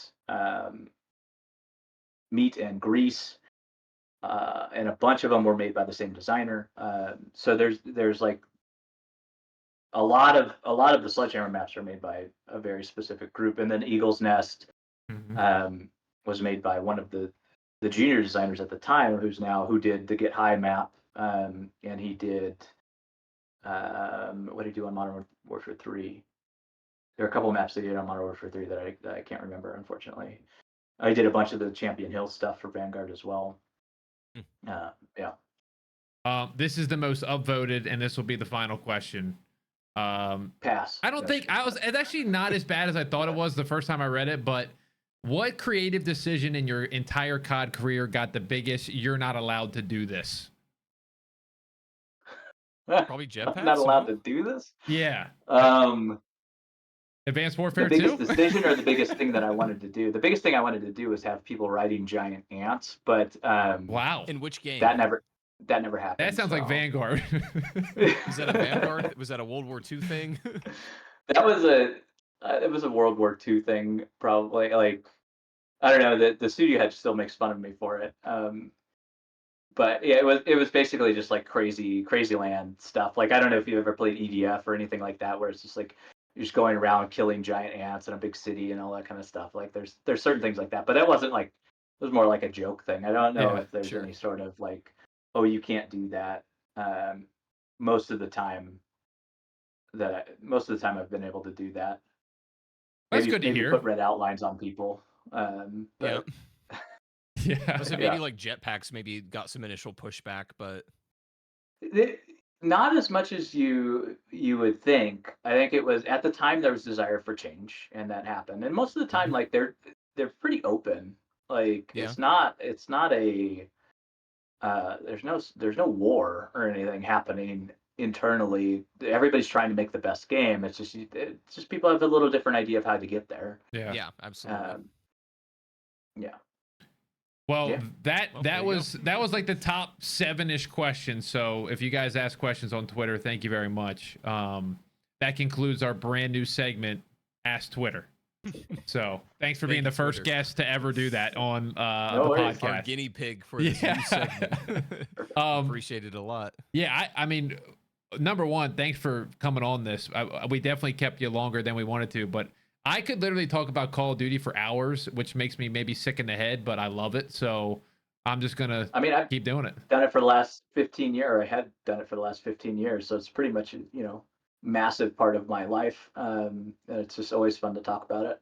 No, ours too, from a different perspective, of course. But like, we are really honored to have you on. I'm sure the audience will really appreciate your time for being on here. And we just want to say a big thank you for taking the time, man. It was a very, very interesting, enlightening discussion. It was great to hear your perspective on stuff. And I think a lot of people will be able to digest this and get a lot out of it. Cool. Awesome. Well, thanks for having me. Always fun to talk. Yes. Yeah, man. Thank you so much. We'll have, I was going to say, we'll plug them. But if you want anything like, of anything you're working on new, if you want that like linked or whatever, we can take care of that. I'll get with you like after this is all done and we'll talk about that more. But yeah, I think that's it for us. Episode 30 something. Thank you all for watching. If you can, leave a 5-star on Spotify, 5-star on Apple. I think we have like 300 some reviews now, so we'll take it. And we have all of our Twitters down below. We'll get Greg's stuff as well, but I think that's it. Thanks again for coming on, and we'll have another guest for the next podcast too. So we're gonna keep grinding here. Yes, sir. All right, everybody. Peace, guys. Bye-bye.